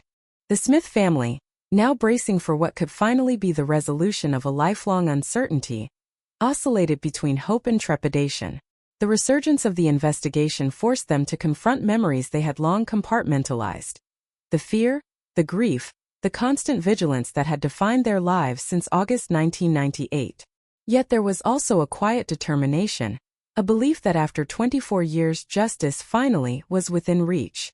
Every phone call from the department, every cautious update, was absorbed with a mixture of relief and apprehension. They understood that closure could bring peace, but it could also force them to face the stark reality of what had been lost. Investigators conducted surveillance, meticulously observing the suspects' movements, documenting patterns and cross-referencing them with historical data. Each anomaly, no matter how small, was a potential key. Analysts worked tirelessly, drawing correlations between decades-old evidence and contemporary data. The interplay between old and new, past and present, created a tapestry of insight that had been impossible to construct in previous years. The cold case, once static and unyielding, now advanced with deliberate momentum toward resolution. Community involvement, both intentional and incidental, played a critical role. Residents who had observed unusual activity decades prior now shared information with law enforcement, validating memories that had been discounted or forgotten. Witness statements were revisited, analyzed, and integrated into a comprehensive timeline. Even minor details, a fleeting glance, an overheard conversation, a vehicle passing at odd hours, became crucial threads in the investigation. The city itself, in its relentless continuity, had preserved evidence in plain sight, awaiting the diligence and expertise required to interpret it. The weight of decades pressed upon every step of the operation. Sergeant Martinez, aware of the historical burden and the emotional stakes for the Smith family, maintained a balance between urgency and caution. Every action was deliberate, every decision informed by a combination of forensic evidence, witness corroboration, and accumulated experience. The department operated with a heightened sense of purpose, recognizing that this moment, after more than 2 decades, could finally culminate in justice. By mid-2022, the investigation had narrowed further. The suspects' connections, movements, and potential motives were mapped in detail. Digital records, financial transactions, and historical patterns were aligned with eyewitness accounts and forensic findings. Every element was scrutinized for inconsistencies, correlations, and corroboration. The result was a complex but coherent picture of the events surrounding Jessica's disappearance. The cold case, once frozen in uncertainty, now had direction, focus, and the potential for resolution that had eluded investigators for 24 years. The Smith family, observing the careful orchestration of the investigation, experienced a complex mixture of emotions. Anticipation, relief, fear, and cautious optimism coexisted in every interaction. The long years of waiting, the decades of absence, and the persistent uncertainty had shaped their lives in ways both profound and painful. Now, as the pieces of evidence converged, the possibility of finally learning the truth about that fateful night became tangible. They braced themselves for the revelation, aware that closure would bring both relief and a confrontation with long-suppressed grief. The city, ever indifferent yet deeply implicated, continued its silent role. Streets, alleys, and neighborhoods that had witnessed the events of 1998 now served as instruments of observation and reconstruction. Pedestrians and residents, largely unaware of the precise nature of ongoing operations, contributed inadvertently through routine activity, corroborating patterns, and reinforcing timelines. Los Angeles, in all its chaotic complexity, had preserved fragments of truth, now emerging under the scrutiny of decades of investigation, forensic innovation, and human perseverance. As the investigation moved toward the final stages of evidence collection and verification, the tension among the detectives and analysts reached a palpable peak. Every detail, every witness statement, every forensic sample was double-checked, ensuring that the chain of evidence remained unbroken, that the eventual confrontation would withstand scrutiny in court, and that justice, long delayed, would not be denied by procedural oversight. The cold case, defined for so long by absence and uncertainty, was now characterized by precision, strategy, and an unwavering commitment to uncovering the truth. The culmination of decades of effort was approaching. Sergeant Martinez, tempered by years of experience and guided by the insights of modern technology, coordinated the final stages with relentless focus. Each action, each verification, each interview was designed to create a coherent narrative that could withstand legal, emotional, and social scrutiny. The cold case, long suspended in uncertainty, was finally preparing to deliver the resolution that had been denied for decades. The Smith family, feeling the gravity of impending revelation, braced themselves for the emotional consequences. The story of Jessica Smith, interrupted in 1998, was about to be completed. The anticipation, the anxiety, the persistent hope, all cultivated over decades, now coalesced into a singular moment of potential closure. They knew that when the truth emerged, it would alter their lives irrevocably, providing answers long sought, yet forcing confrontation with the raw realities of what had been lost. The city of Los Angeles, ever complex and multifaceted, remained both witness and participant. Streets that had been traversed unknowingly by Jessica on that fateful night now provided the framework for reconstruction. Buildings, alleyways, and intersections preserved spatial and temporal evidence, allowing investigators to reconstruct events with remarkable accuracy. The city itself had become a collaborator in uncovering truth, its ordinary rhythms concealing extraordinary significance, revealing decades later what had once been hidden in plain sight. By late 2022, the investigation had reached a level of intensity that few could have imagined back in 1998. Sergeant Raul Martinez, now decades into his service, moved with a quiet authority born of experience and determination. Every file he touched, every interview he supervised, every forensic sample he reviewed was filtered through the lens of 24 years of persistence. The cold case that had haunted the city, the department, and the Smith family was no longer a distant memory. It had become an active, urgent pursuit. The pieces were coming together, and the weight of anticipation pressed on everyone involved. The city, sprawling and indifferent, seemed to hum with a muted tension. Los Angeles, with its endless traffic, neon reflections, and unceasing movement, was unaware of the meticulous scrutiny unfolding in its shadows. Yet, in every corner, every alley, every street Jessica had walked, traces remained. Shadows preserved in memory, impressions on asphalt, unremarkable conversations overheard. Each was a small piece of evidence preserved by time itself. Investigators, armed with modern technology and decades of insight, began to interpret these fragments, reconstructing movements, timing, and interactions with startling clarity. The Smith family had lived decades in a state of suspended anxiety. Each anniversary of Jessica's disappearance had marked a slow, painful ritual of remembrance, grief, and speculation. The resurgence of evidence, though cautiously presented by the department, brought a mixture of relief and fear. They were aware that the truth, long delayed, would inevitably confront them with the stark reality of the night that had shattered their lives. Yet hope, fragile but persistent, had taken root. The possibility of finally knowing what had happened, after 24 years of absence, became a tangible presence in their daily thoughts. Technological advances had transformed the cold case into a living, evolving investigation. DNA analysis had progressed far beyond what was imaginable in 1998, allowing forensic experts to identify familial connections and potential suspects with precision. Surveillance footage, long archived and overlooked, was enhanced using modern imaging software, revealing fleeting movements, car models, and patterns of behavior invisible to investigators at the time. Even minor environmental traces, such as soil patterns, tire treads, and fiber fragments, were reanalyzed with contemporary techniques, producing a wealth of data that began to illuminate the previously opaque night.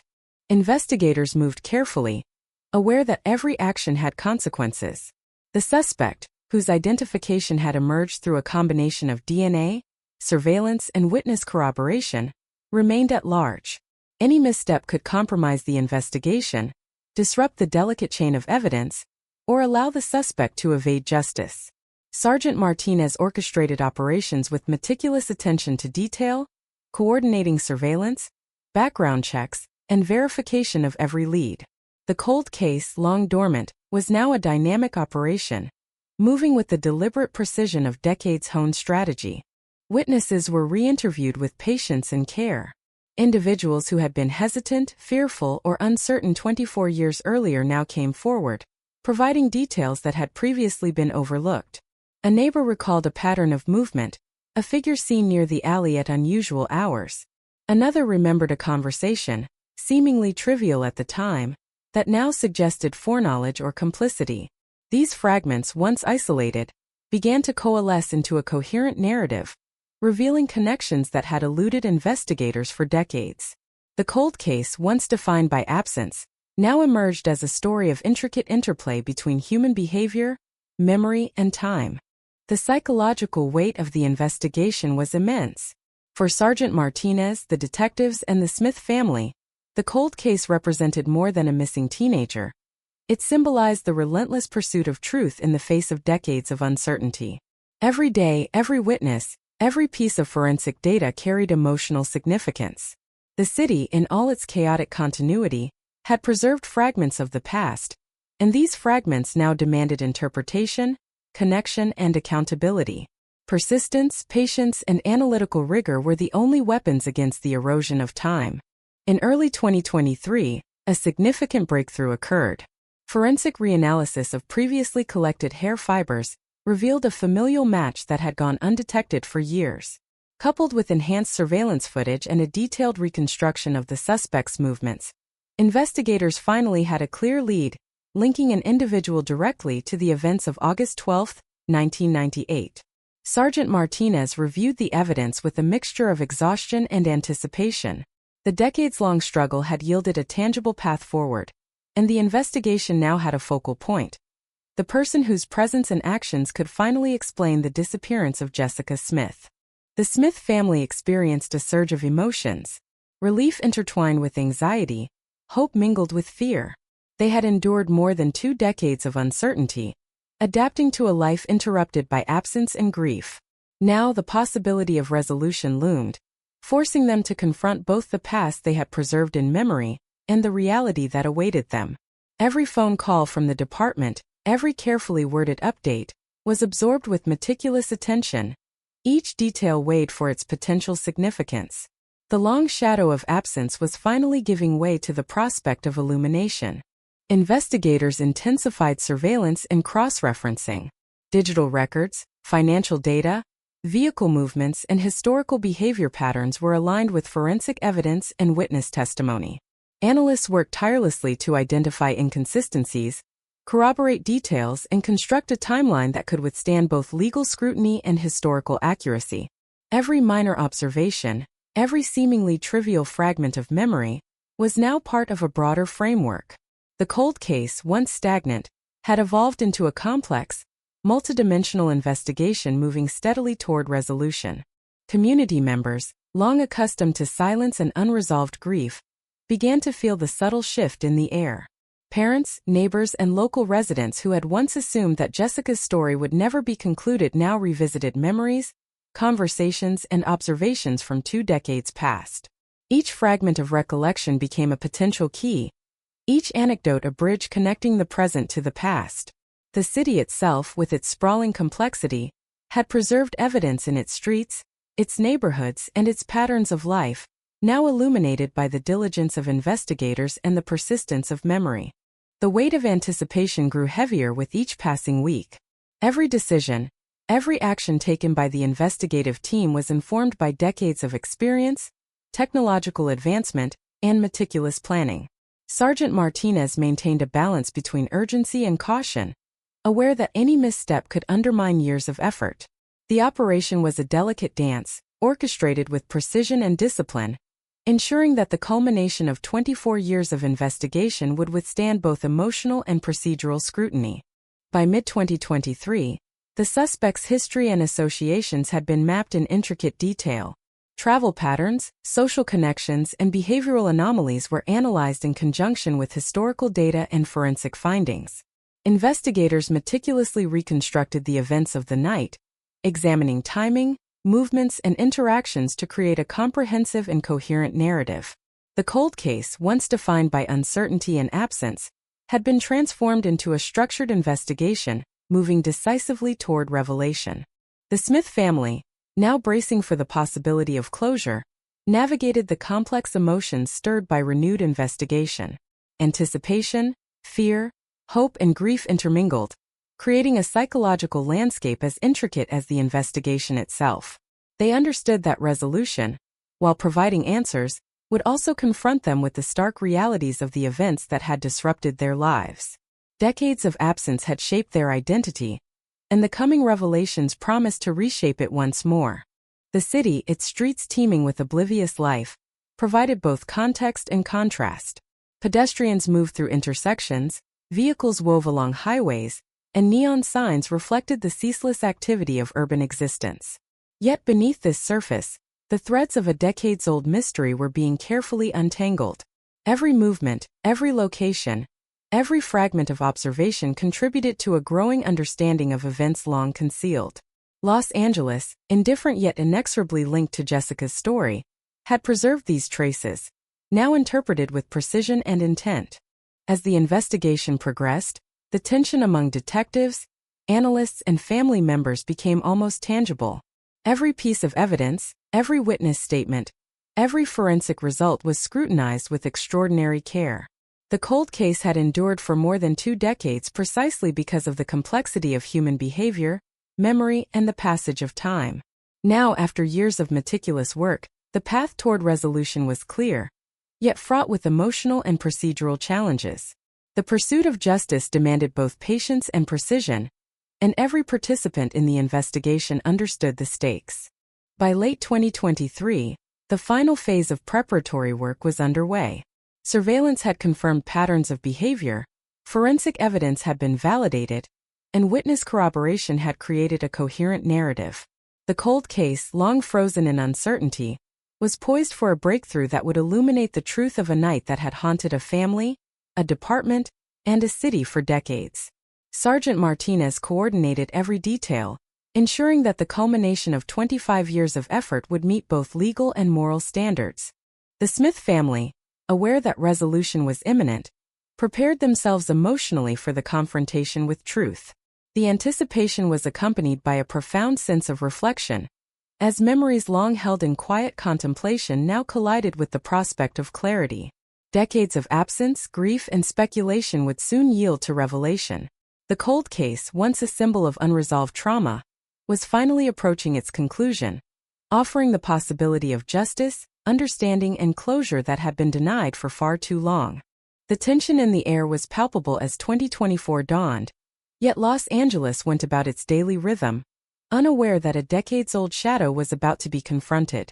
Sergeant Raul Martinez, his hair streaked with gray and his face etched with years of relentless pursuit, reviewed the cumulative evidence one last time. The cold case that had haunted the city, the department, and the Smith family for 26 years was no longer a distant mystery. It had become a living operation, each detail scrutinized, each lead verified, each fragment of memory cross-referenced. The faint glow of hope now illuminated corridors once defined by uncertainty, and the stakes had never been higher. The city itself seemed to participate in this resurgence. Streets that had once been mundane markers of daily life now held echoes of a long-buried night. The alley where Jessica Smith had vanished was studied under different angles, shadows mapped and remapped, evidence re-examined with modern forensic tools capable of capturing the invisible traces left by movement, touch, and presence. Surveillance footage, digitally enhanced, revealed fleeting movements that had previously escaped detection. A shadow crossing a fence line, the vague outline of a vehicle, a pedestrian who had seemed inconsequential now reframed in the context of a broader narrative. Every detail, once trivial, now bore weight. The Smith family, after decades of uncertainty, navigated a complex landscape of emotion. Each phone call, each cautious update from the department, was absorbed with intense focus. Hope, fragile yet persistent, mingled with fear and anticipation. They had adapted to a life interrupted, shaped by absence and grief, but the resurgence of activity forced them to confront the realities that had been postponed for 26 years. Every memory of Jessica, the laughter, the ordinary moments, the abrupt absence, was revisited, layered with the intensity of potential closure. Investigators pursued the suspect with meticulous caution. DNA evidence, surveillance analysis, and witness statements had converged to create a profile so precise that it left little room for error. Yet Sergeant Martinez knew that the decades of time, the potential for memory distortion, and the necessity of legal accuracy demanded patience. Every step of the operation was planned, rehearsed, and cross-checked. Surveillance teams were deployed strategically, analysts worked around the clock, and historical data was cross-referenced with contemporary observations. The cold case, once frozen in uncertainty, now advanced with deliberate precision. Witnesses were re-engaged with careful attention to their emotional states and memory reliability. Individuals who had been hesitant or fearful years ago now came forward, their recollections providing clarity previously unattainable. One neighbor recalled the timing of a vehicle passing the alley, its tires squeaking as if carrying urgency. Another remembered a conversation with a friend that, in retrospect, hinted at foreknowledge of Jessica's movements. These fragments, once isolated, now formed a complex web of connections, providing the investigators with the narrative threads needed to reconstruct the events of that long night. The technological arsenal available to the department had transformed the nature of the investigation. Modern DNA sequencing, combined with genealogical databases, had identified familial connections that had been impossible to detect in 1998. Surveillance footage, digitally enhanced and analyzed frame by frame, revealed patterns that human observation alone could not capture. Even environmental evidence, tire tracks, soil composition, fiber analysis, was reinterpreted with precision, producing insights that illuminated previously hidden elements of the case. Every piece of data was a potential key, every anomaly a door to revelation. Community awareness, though indirect, played a subtle yet important role. Conversations, memories, and inadvertent observations contributed to the verification of timelines and movements. Parents discussed events with children, neighbors recalled unusual occurrences, and everyday activity provided corroboration of historical data. The city itself, in its continuity and complexity, became an instrument of investigation, preserving details that were invisible yet retrievable with the right combination of diligence and technology. The cold case was no longer a silent file. It was a living interplay of memory, observation, and evidence. The Smith family, now navigating both hope and trepidation, understood the weight of the coming days. Decades of absence had cultivated resilience, yet the anticipation of resolution carried a profound emotional intensity. They were aware that discovery would bring answers, but also force confrontation with truths long delayed. Every piece of information provided by investigators, every subtle clue unearthed, was both a promise and a challenge. Their lives had been shaped by absence. Now they were being asked to integrate presence, the presence of clarity, truth, and potentially justice. The investigative team intensified operations. Surveillance was coordinated with precision, timing verified to the second.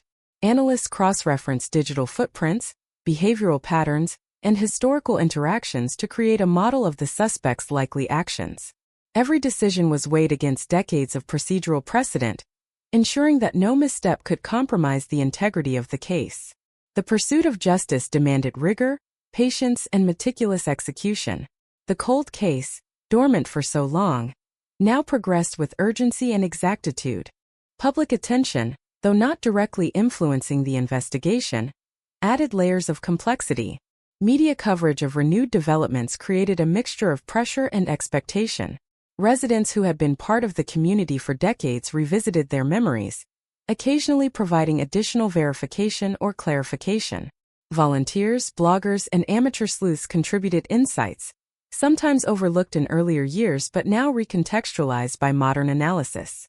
The city, in its unassuming continuity, had preserved evidence, witness recollections, and patterns of life that were now critical to the unfolding investigation.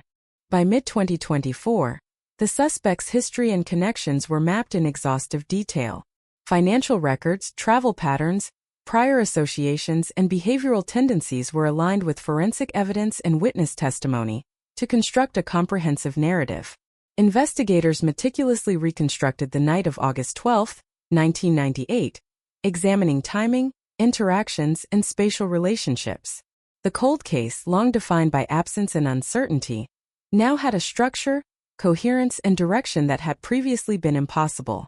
The Smith family, acutely aware of the imminence of resolution, braced for the confrontation with truth. Decades of absence had shaped their lives, and the emergence of evidence now demanded emotional processing. Anticipation mingled with fear, hope with sorrow, as they considered the reality that awaited them. The long shadow of uncertainty, the persistent weight of a missing daughter, would finally be replaced by the clarity of facts, evidence, and human testimony. Closure, long postponed, was now within reach. Investigators continued to refine their strategy. Every witness statement was cross-checked, every forensic sample re-evaluated, and every historical record re-examined.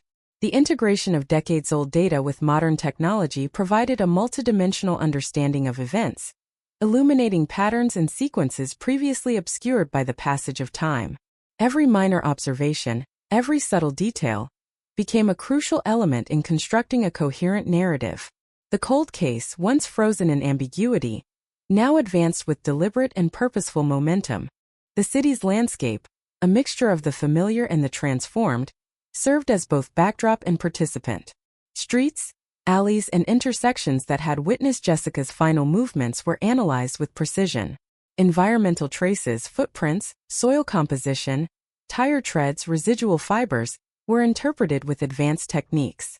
Even subtle urban shifts, such as the movement of street furniture, changes in lighting, or alterations in building layout, were incorporated into the reconstruction of events. Los Angeles, indifferent yet integral, had preserved fragments of history now illuminated by investigative diligence. The cumulative weight of decades of investigation was evident in every aspect of operations. Sergeant Martinez, despite the toll of years, remained vigilant, overseeing every detail, coordinating every action, and maintaining the integrity of the process. The pursuit of justice, delayed by time but never abandoned, now demanded precision, patience, and unwavering focus. The cold case, defined for so long by uncertainty, had transformed into a structured narrative approaching resolution. By late 2024, the convergence of evidence, witness testimony, and forensic breakthroughs brought the investigation to a pivotal stage. Every detail had been examined, verified, and aligned. The network of human memory, technological analysis, and procedural diligence coalesced into a coherent understanding of the events of August 12, 1998. The cold case, long dormant and unresolved, was now on the brink of revelation. Sergeant Martinez and his team were poised to confront the truth, ensuring that justice, long delayed, would finally be served. The Smith family, standing at the precipice of closure, felt the weight of anticipation. Hope, long tempered by decades of grief, now surged alongside anxiety. Every call, every update, every detail provided by the investigative team was absorbed with acute awareness. The absence that had defined their lives for over a quarter century was about to be replaced with the presence of truth. Emotional preparation, tempered by experience, became as critical as the investigative work itself. The city, continuing its relentless rhythm, remained a silent witness. Traffic flowed, neon lights reflected on asphalt, and pedestrians passed unaware of the meticulous orchestration unfolding around them. Yet the streets, alleys, and neighborhoods held the imprints of history. Observations, environmental traces, and patterns of human movement preserved in time now guided investigators in their final pursuit. Los Angeles, both oblivious and omnipresent, had become a partner in uncovering a story long obscured by the passage of years. The investigation, meticulous and deliberate, reached its culmination.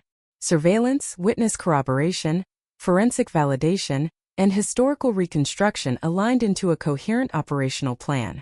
Every action was synchronized to ensure accuracy, legality, and emotional consideration for the Smith family.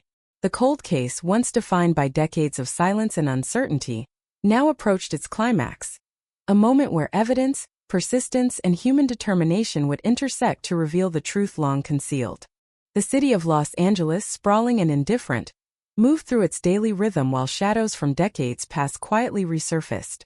Sergeant Raul Martinez, eyes focused, mind calculating every contingency, orchestrated the culmination of 26 years of relentless investigation. The cold case, once a sealed file gathering dust in a forgotten cabinet, now pulsed with urgency, every detail a thread in a complex tapestry of truth waiting to be revealed. The streets, alleys, and neighborhoods that had witnessed the events of August 12, 1998, now became silent collaborators in uncovering what had long been concealed. The Smith family lived in a fragile state of anticipation. Every day brought a mixture of hope and trepidation, a delicate balance between relief and dread.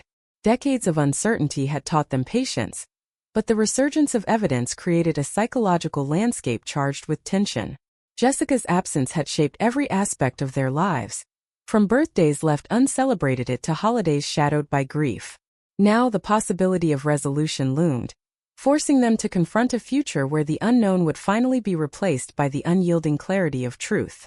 Every photograph, every memento, every detail of her room became a poignant reminder of what had been lost, yet also a symbol of the life that might finally be understood. The investigative team intensified their operations with a precision born of decades of experience. Surveillance units, positioned discreetly across the city, monitored movements with a meticulous attention to timing and pattern. Analysts cross-referenced data from multiple sources, aligning behavioral tendencies, travel histories, and digital footprints to create a precise map of the suspect's likely actions. Every detail, no matter how small, was scrutinized. A parked car, a footstep on asphalt, a brief conversation in a crowded cafe.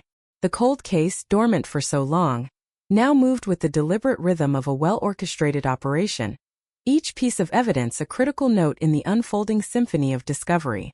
Witnesses, long silent or hesitant, now provided details that were both illuminating and chilling. A neighbor remembered a shadowy figure in the alley, someone whose presence had been dismissed at the time, but now matched emerging forensic evidence. Another recalled the distinct sound of tires on wet asphalt, a small but telling clue that, when combined with surveillance data, helped reconstruct the movements leading up to Jessica's disappearance. These fragments, once disparate, now converged into a coherent narrative, bridging decades of uncertainty with precision and clarity. Technological advances had transformed the landscape of investigation.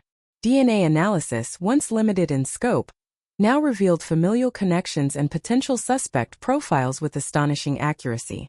Archived surveillance footage, enhanced through modern imaging software, uncovered fleeting movements previously invisible to human observation.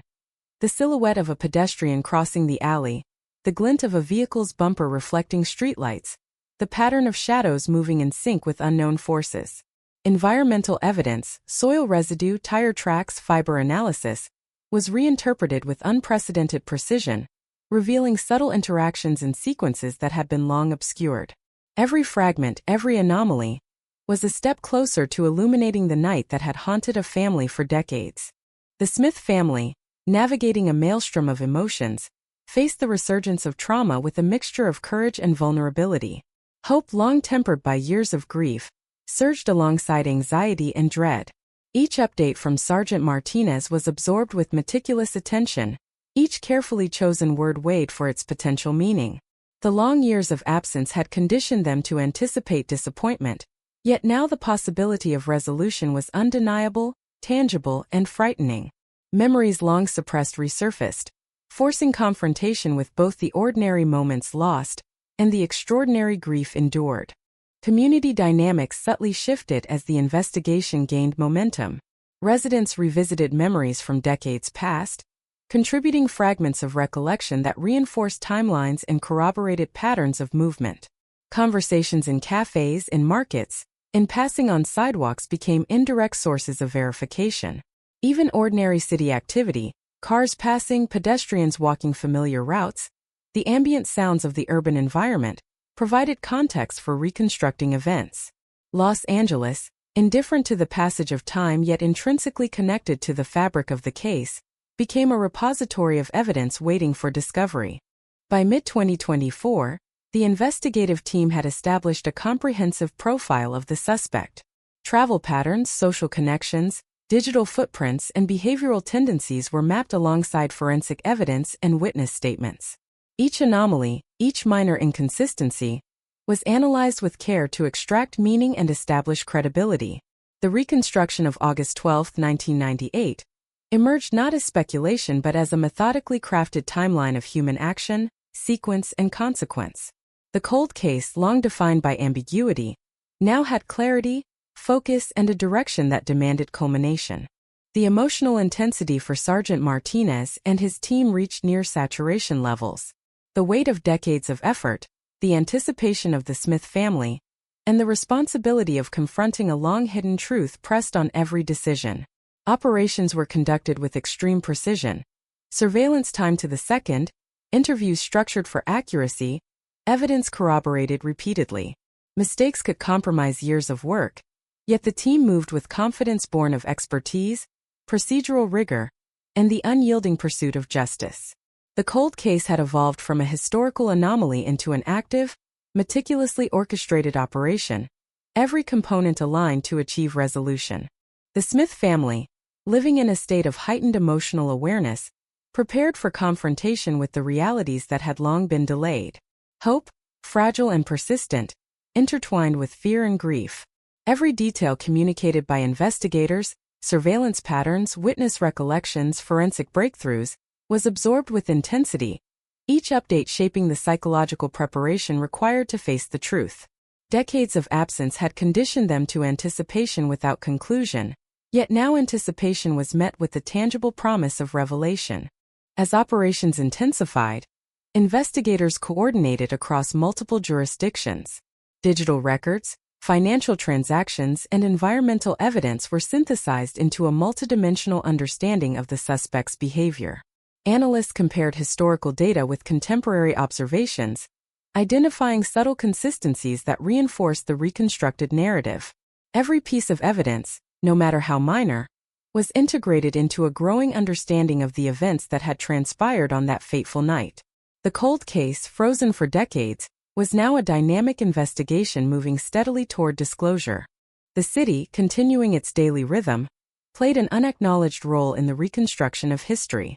Streets, alleys, and intersections retain traces of human movement, environmental shifts, and patterns that, when interpreted with care, revealed the hidden dynamics of August 12, 1998. Los Angeles, with its sprawling complexity, preserved the architecture of human behavior, unobserved yet enduring. Investigators drew upon these subtle imprints to reconstruct movements, sequences, and interactions with remarkable fidelity. The city itself became both stage and witness, its silent testimony integral to the pursuit of justice. By late 2024, the operation had entered its final preparatory stage. Surveillance, witness verification, and forensic corroboration had created a precise operational framework. Investigators were ready to confront the suspect, yet discretion remained paramount. Every action was calibrated to avoid alerting the individual, compromising evidence, or disrupting the delicate network of human testimony. The culmination of 26 years of investigative effort required both patience and precision. Success depended on the careful orchestration of every component in the pursuit of long-delayed justice. The Smith family, now acutely aware of the imminence of resolution, experienced a heightened emotional intensity. Memories, grief, hope, and fear collided, creating a psychological landscape both fragile and resilient. Decades of absence had shaped their perception of the world, their understanding of safety, and their anticipation of closure. The resurgence of investigative activity demanded adaptation. The anticipation of truth, the confrontation with revelation, and the readiness to integrate long-hidden realities into daily life. The emotional stakes were as high as the procedural and forensic ones, each influencing the other in a delicate interplay of human experience. Investigators conducted rehearsals, refined timelines, and rehearsed contingencies. Every witness account was cross-verified, every forensic sample double-checked, and every potential outcome considered. The integration of historical data, modern technological analysis, and human testimony created a multidimensional understanding that left little room for error. The cold case, once an unresolved enigma, now moved toward a resolution defined by clarity, precision, and the deliberate application of decades of accumulated knowledge. The city, indifferent to the unfolding orchestration, continued its relentless activity. Vehicles traversed streets, neon lights flickered, and pedestrians moved through neighborhoods oblivious to the meticulous reconstruction of history occurring around them. Yet, these very patterns, traffic flow, pedestrian movement, environmental conditions, provided context, corroboration, and subtle evidence to the investigators. Los Angeles, simultaneously living and preserving, had unknowingly maintained the scaffolding necessary to reconstruct a story long hidden in the shadows. As December 2024 approached, every component of the operation was aligned. Surveillance, witness verification, forensic evidence, and operational coordination were synchronized with precision. The cold case, dormant for more than a quarter century, had transformed into a dynamic, living investigation, poised on the threshold of revelation. Sergeant Martinez and his team, along with the Smith family, now confronted the imminent possibility of closure, understanding that the truths of August 12, 1998, would finally emerge from decades of silence. The anticipation was almost palpable. Every member of the investigative team understood the historical weight of their actions, the emotional stakes for the family, and the significance of confronting a long-hidden truth. Every detail, every observation, every step in the city's complex fabric of streets and alleys contributed to the final understanding. The cold case, once a symbol of unresolved absence, now shimmered on the edge of resolution, promising the revelation of a story that had haunted a family, a city, and a department for 26 years. The first week of January 2025 marked the critical turning point.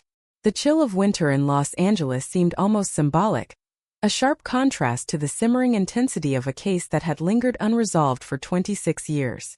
Sergeant Raul Martinez, seasoned and unwavering, orchestrated the culmination of decades of persistence. Every detail of the investigation, every witness statement, every forensic breakthrough, had been verified, cross-checked, and meticulously mapped. The cold case that had haunted the Smith family, the department, and the city itself was no longer a dormant file. It was alive, dynamic, and poised for revelation. The Smith family moved through their days with a quiet, tense vigilance. Each phone call from the department, every update from Sergeant Martinez, was absorbed with acute focus. Memories long suppressed resurfaced unbidden. The ordinary laughter of Jessica before school, the way sunlight caught her hair, the abrupt absence that had defined decades. Hope, fragile yet persistent, collided with anxiety and fear. The possibility of closure loomed, and the family felt the weight of anticipation pressing on every thought, every conversation, every small moment of daily life.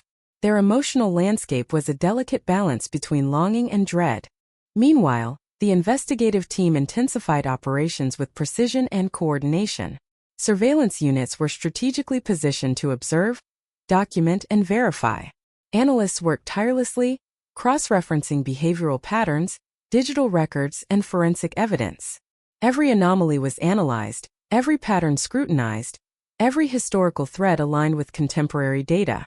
A dark sedan seen on surveillance footage, long dismissed in 1998, now became a critical link. Tire marks on asphalt, subtle yet distinct, aligned with the vehicle's likely route. Footprints in the alley matched soil compositions recovered from the suspect's residence.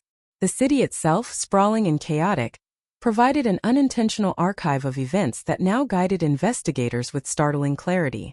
Witnesses, decades removed from the original events, were re-interviewed with careful attention to memory reliability. One neighbor recalled the sudden silence of a usually noisy alley, a detail unnoticed in 1998 but now suggestive of a premeditated action.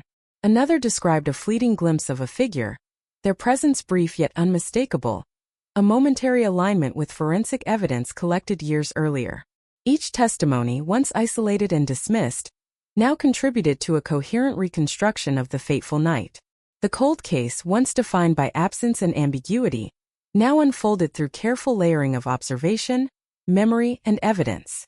Technological advancements played a pivotal role in breaking open the long-dormant mystery. DNA analysis, now capable of far greater specificity, revealed connections that had been invisible decades earlier. Archived surveillance footage was enhanced, revealing movements, gestures, and objects previously lost in grainy obscurity. Tire treads, soil samples, and fiber analysis were reinterpreted with modern precision, uncovering patterns and interactions invisible to previous generations of investigators. Every detail, no matter how minor, was now imbued with significance. The cold case, long dormant, now pulsed with urgency, its narrative shaped by the convergence of time, technology, and tenacity. The Smith family, living in a state of emotional liminality, grappled with the anticipation of revelation. Hope and dread intertwined, creating a psychological tension that was nearly unbearable. Memories of Jessica, frozen in time, resurfaced with vivid intensity. Every photograph, every memento, every anecdote from her childhood took on new weight. The long years of absence had taught the family resilience, yet now the possibility of resolution threatened to overwhelm them emotionally. Each update from investigators was both a promise and a challenge. A promise of clarity, a challenge to confront truths long hidden. Community involvement, though indirect, proved invaluable. Residents revisited memories from decades past, occasionally providing verification or clarification of long-forgotten observations. Conversations in markets, casual remarks in cafes, and inadvertent statements in social gatherings became part of the mosaic of corroboration. Even the rhythm of daily urban life, the flow of traffic, the movement of pedestrians, the subtle interplay of light and shadow, offered context for reconstructing events with remarkable fidelity. Los Angeles, indifferent yet intrinsic to the story, remained a silent witness, preserving the traces of human behavior that investigators now interpreted with painstaking care. By early 2025, the investigative team had created a multidimensional map of the suspect's likely actions. Travel patterns, social interactions, and historical behaviors were meticulously aligned with forensic evidence and witness recollections.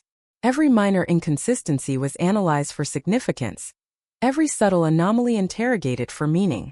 The reconstruction of August 12, 1998, emerged as a narrative of deliberate actions, interactions, and sequences. The cold case, once a symbol of unresolved absence, now had clarity, coherence, and direction, moving steadily toward confrontation with the truth. The emotional intensity among investigators reached near saturation. The weight of decades of uncertainty, the expectations of the Smith family, and the responsibility of uncovering truth pressed on every decision. Surveillance teams operated with precision, interviews were conducted with careful calibration, and evidence was repeatedly cross-verified. Mistakes could compromise years of effort, yet the team moved with a confidence born of experience, procedural discipline, and the unrelenting pursuit of justice. The cold case, long dormant, now pulsed with urgency and methodical rigor. The Smith family, sensing the imminence of revelation, prepared themselves emotionally. Long years of absence had cultivated patience, but also a profound readiness to confront truth.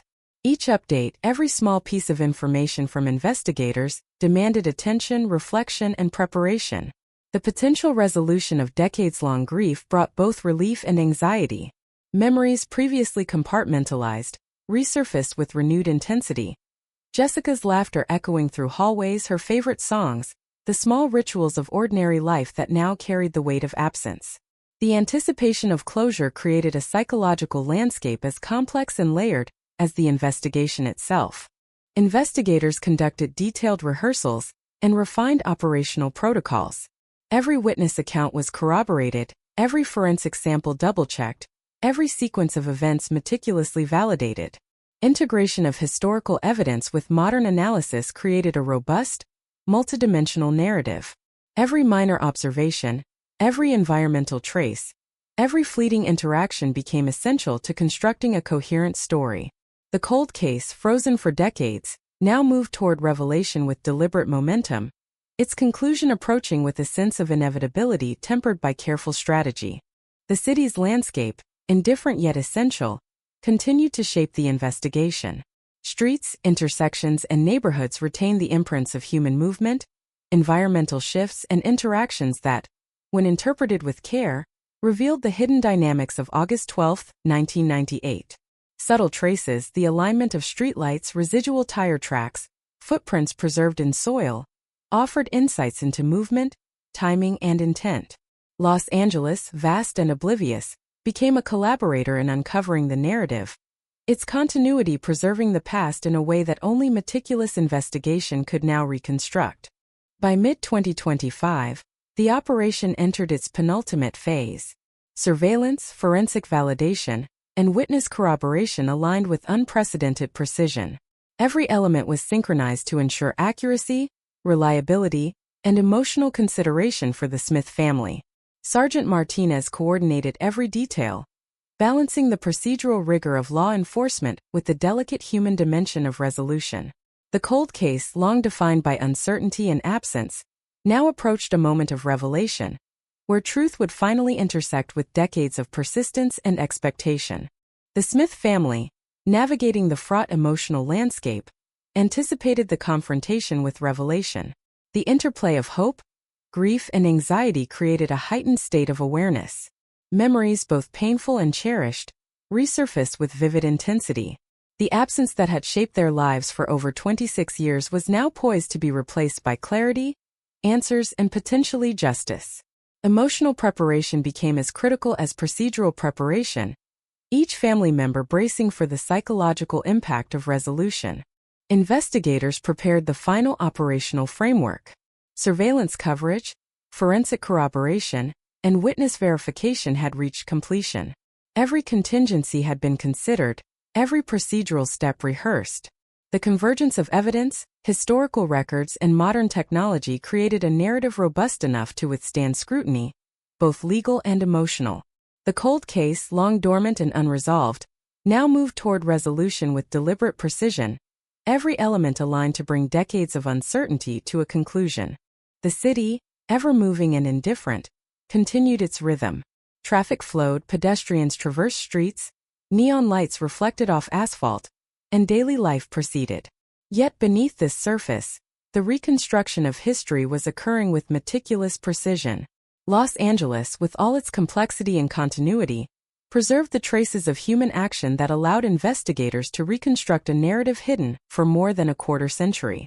The cold case, once defined by silence, was now defined by persistence, precision, and imminent revelation. The winter of 2025 pressed cold and sharp against the sprawling city of Los Angeles, a subtle reminder that time had passed relentlessly, yet had left traces that persisted unseen. Sergeant Raul Martinez moved through the operations center with quiet authority, his every motion precise, deliberate, and measured.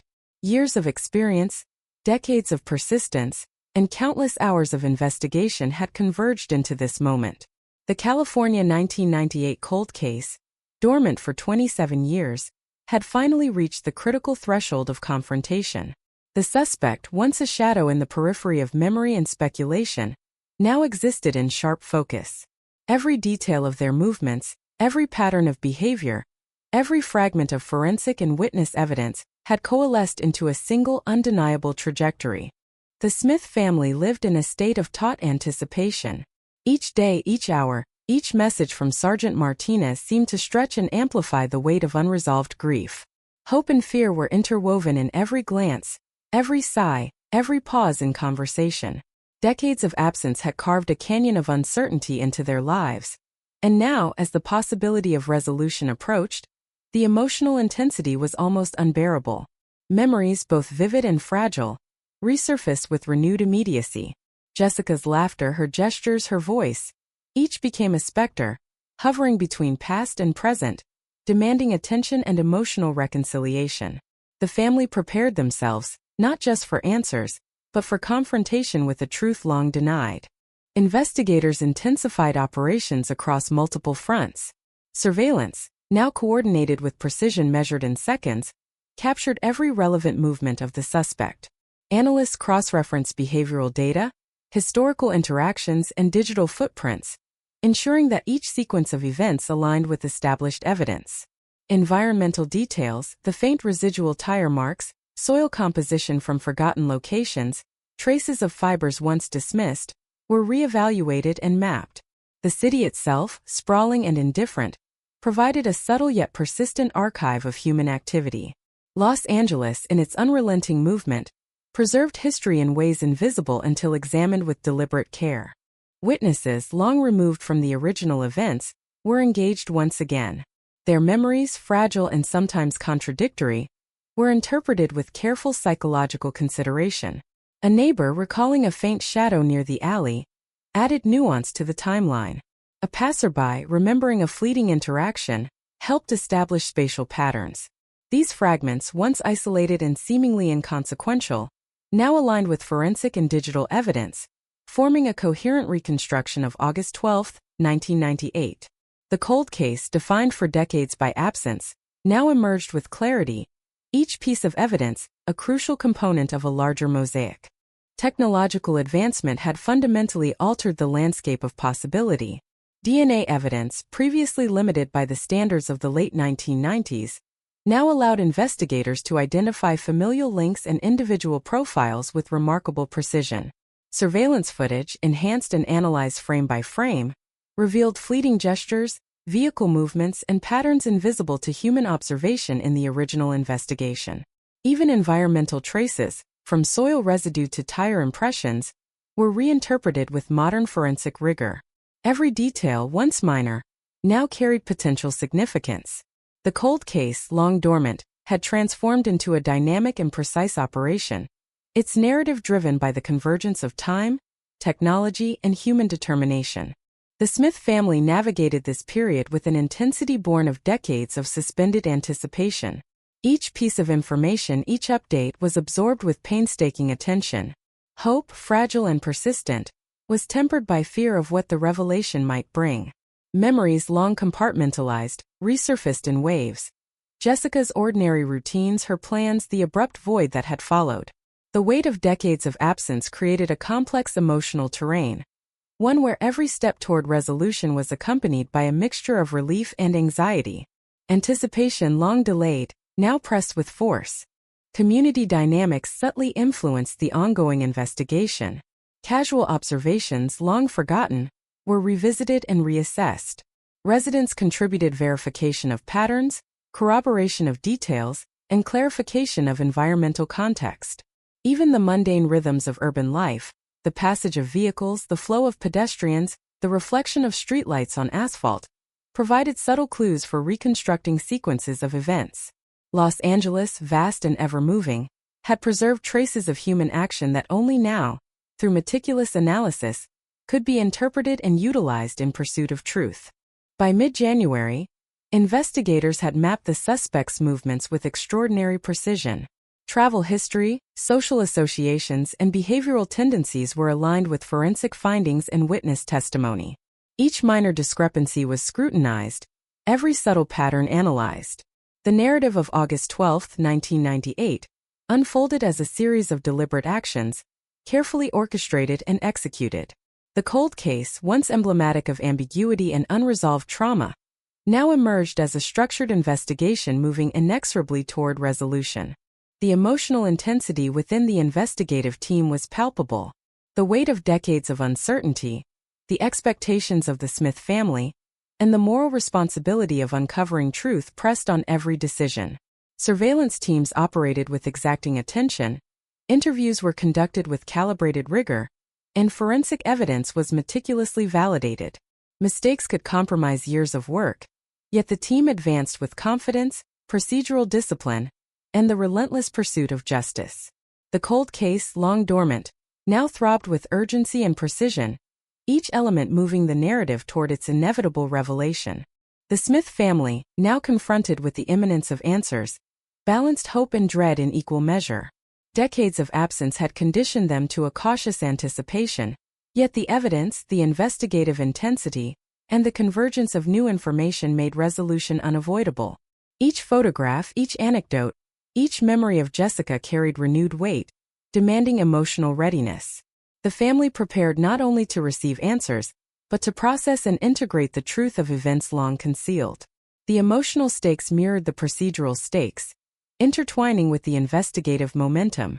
Operations moved into the final preparatory phase. Surveillance coverage, forensic corroboration, and witness verification had converged into a robust operational framework. Every detail, from environmental traces to historical patterns of behavior, was validated and aligned. The culmination of 27 years of investigation was within reach, a precise orchestration of human, technological, and procedural elements.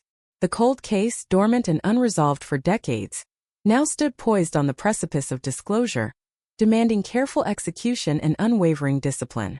The city, oblivious to the orchestration of history unfolding within its streets, continued its relentless rhythm. Traffic flowed, neon lights flickered, and pedestrians traversed neighborhoods unaware of the meticulous reconstruction of a story long buried. Yet within this ceaseless activity, the traces of past events persisted. Subtle imprints of movement, environmental evidence, and patterns of behavior that investigators had decoded and mapped.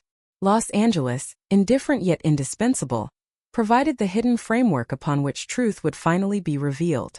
By late January, the integration of evidence, forensic analysis, and witness testimony reached its final alignment. Investigators rehearsed every potential scenario, anticipated every reaction, and validated every assumption. The convergence of decades-old evidence with contemporary investigative methods created a coherent, multidimensional understanding of events.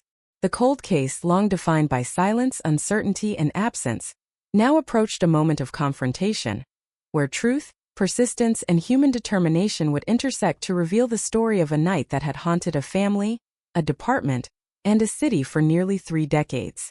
The Smith family, poised on the brink of revelation, felt the weight of anticipation in every thought, every gesture, every heartbeat. Memories of Jessica, preserved for over a quarter century, resurfaced with poignant clarity. The absence that had defined their lives was about to be replaced by the presence of answers. Emotional preparation became as critical as procedural preparation, each family member bracing for confrontation with the long-concealed truth. Hope and fear intertwined in an almost tangible tension, reflecting the stakes that had persisted through decades of uncertainty.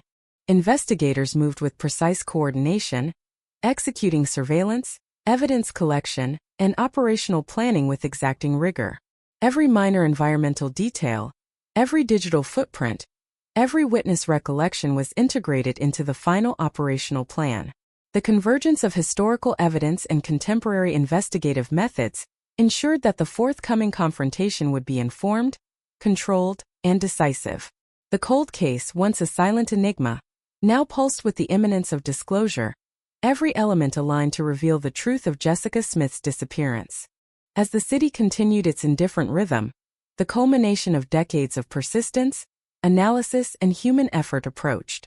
Streets, alleys, and neighborhoods that had witnessed events long ago were now mapped, interpreted, and incorporated into the operational narrative. Los Angeles, in its sprawling complexity, had preserved the architecture of human behavior, allowing investigators to reconstruct events with a level of precision unimaginable in 1998.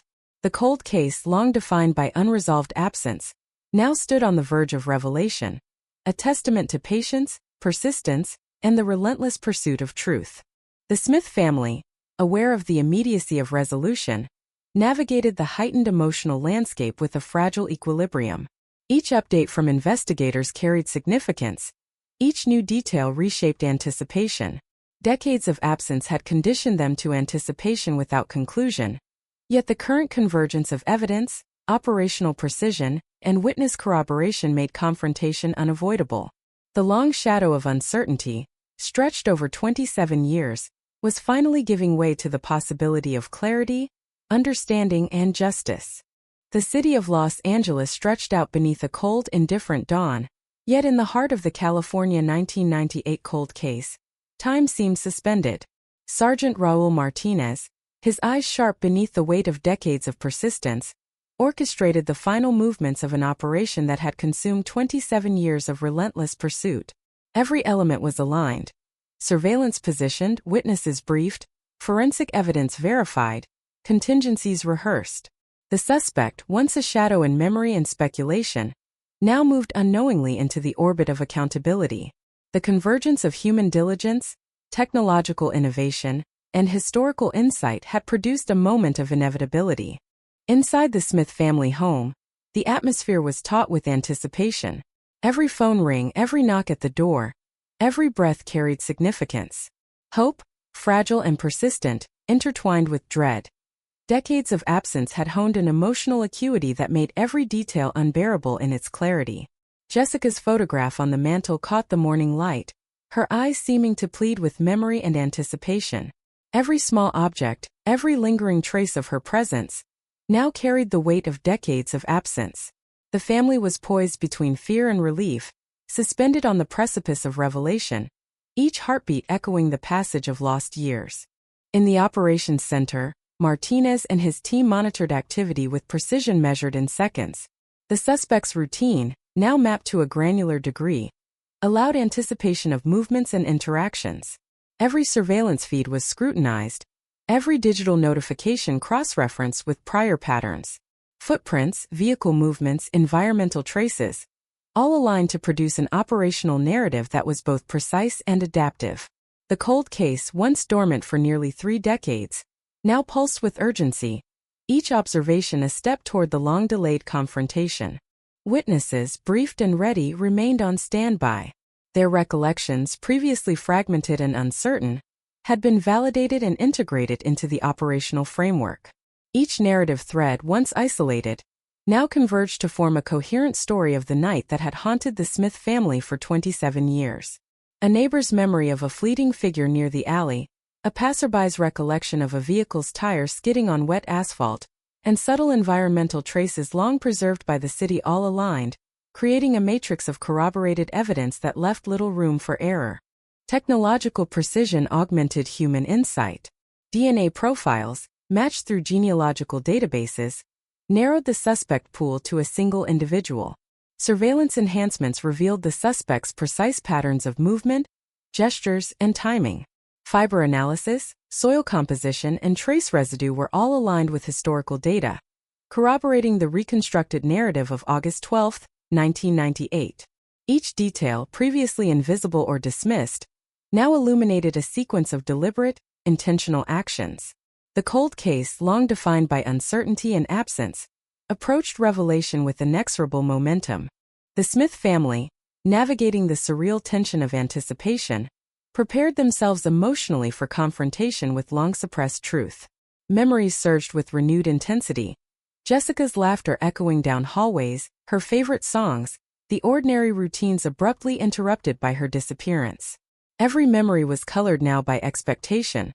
Hope and anxiety intertwined with the stark realism.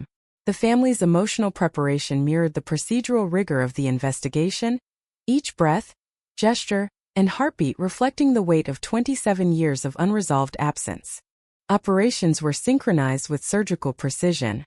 Surveillance units observed every angle. Backup teams were strategically positioned, and analysts continuously verified sequences of movement.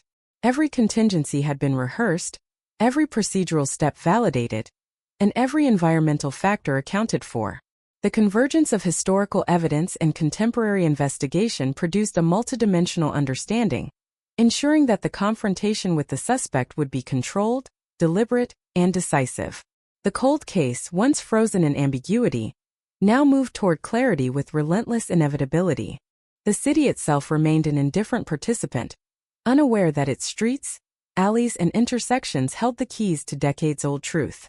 Vehicles traversed familiar routes, pedestrians moved with ordinary purpose, neon lights reflected off asphalt.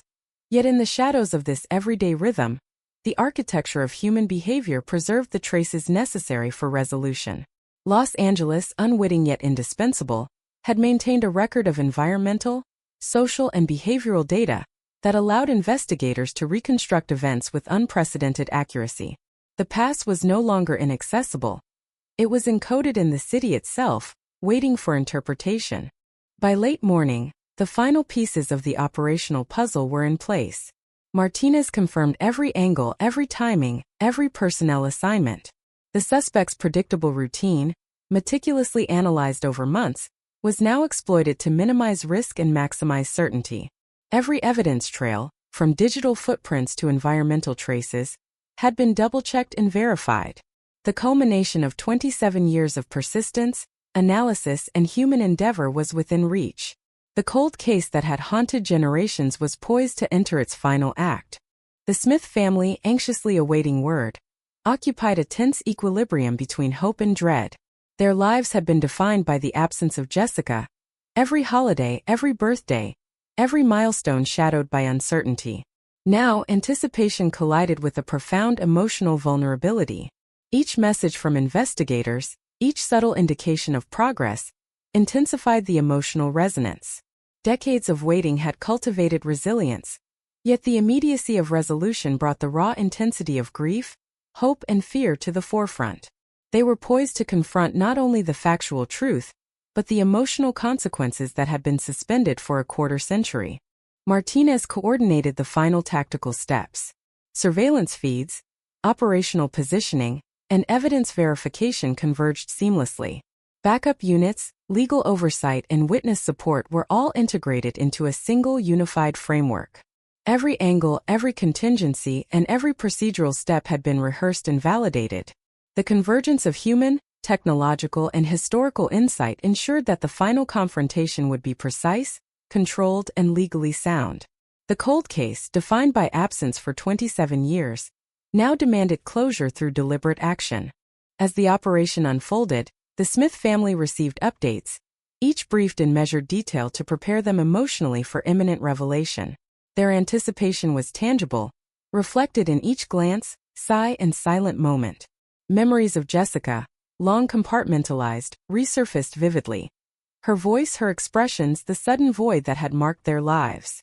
Emotional readiness was critical, both for personal closure and for the procedural necessity of controlled confrontation. Hope and fear existed simultaneously, a tension amplified by decades of absence now approaching culmination. The city, in its ongoing rhythm, remained both witness and repository of history. Environmental traces, subtle shifts, and preserved behavioral patterns allowed investigators to anticipate movements and reconstruct events. Every street corner, alleyway, and neighborhood block contained fragments of the past, invisible yet integral to the unfolding operation. Los Angeles, sprawling and indifferent, had preserved the conditions necessary for revelation, enabling the precise orchestration that would bring decades of uncertainty to a definitive conclusion. By mid-afternoon, the suspect was located within the mapped parameters of the operation. Surveillance confirmed position, routine movements, and patterns consistent with historical reconstruction. Every detail, from vehicle placement to environmental context, aligned with the predictive model. Investigators maintained operational discipline, ensuring the suspect remained unaware of the observation and strategic positioning. Every component of the plan, refined over months of preparation, operated with exacting precision. The convergence of decades of evidence, witness testimony, and modern forensic analysis had produced a scenario in which confrontation was both inevitable and controlled. The Smith family, waiting with quiet intensity, braced for notification. Emotional preparation intertwined with anticipation, creating a palpable tension. Decades of absence had shaped every aspect of their lives, and now the impending revelation demanded both resilience and acceptance. Memories long held in suspended grief surged with renewed clarity. Jessica's presence, ordinary yet extraordinary, resurfaced in vivid detail. The family's readiness, both emotional and psychological, reflected decades of waiting now culminating in a single transformative moment. Martinez coordinated the final approach. Tactical units, backup support, and operational verification all converged, creating a multidimensional framework for safe and precise engagement. Every angle, every movement, every sequence of action had been rehearsed and cross-checked. Environmental conditions were monitored in real time, ensuring alignment with the predictive reconstruction. The cold case, dormant for nearly 3 decades, had reached its apex, poised for resolution through deliberate and methodical execution. As contact was established, the weight of 27 years pressed upon every participant. Investigators approached with measured caution, ensuring legal and procedural integrity. The suspect, unaware of the convergence of observation, technology, and historical reconstruction, faced the sudden presence of accountability. Every element, from forensic corroboration to witness testimony, supported the confrontation, leaving little room for denial or evasion. The culmination of decades-long persistence, analytical rigor, and emotional endurance manifested in a single defining moment. The Smith family, upon notification, experienced a mixture of disbelief, relief, and profound emotional release. The absence that had defined decades was replaced by the tangible presence of resolution. Memories, grief, hope, and closure intertwined in a complex emotional landscape. Years of uncertainty, absence, and unrelenting anticipation converged into understanding, providing the family with clarity long deferred. The cold case, once a shadow over generations, had finally transformed into a narrative of accountability, revelation, and closure. In the aftermath, the city remained unaware of the orchestration of justice that had occurred within its streets. Los Angeles continued its indifferent rhythm, its environmental traces silently chronicling human behavior that had enabled the resolution. The persistence of human diligence, technological advancement, and historical interpretation had produced an outcome long delayed, yet deeply consequential. The California 1998 cold case, unresolved for 27 years, had finally reached the culmination of investigation, revealing the truth and providing long-awaited closure to those who had endured its shadow.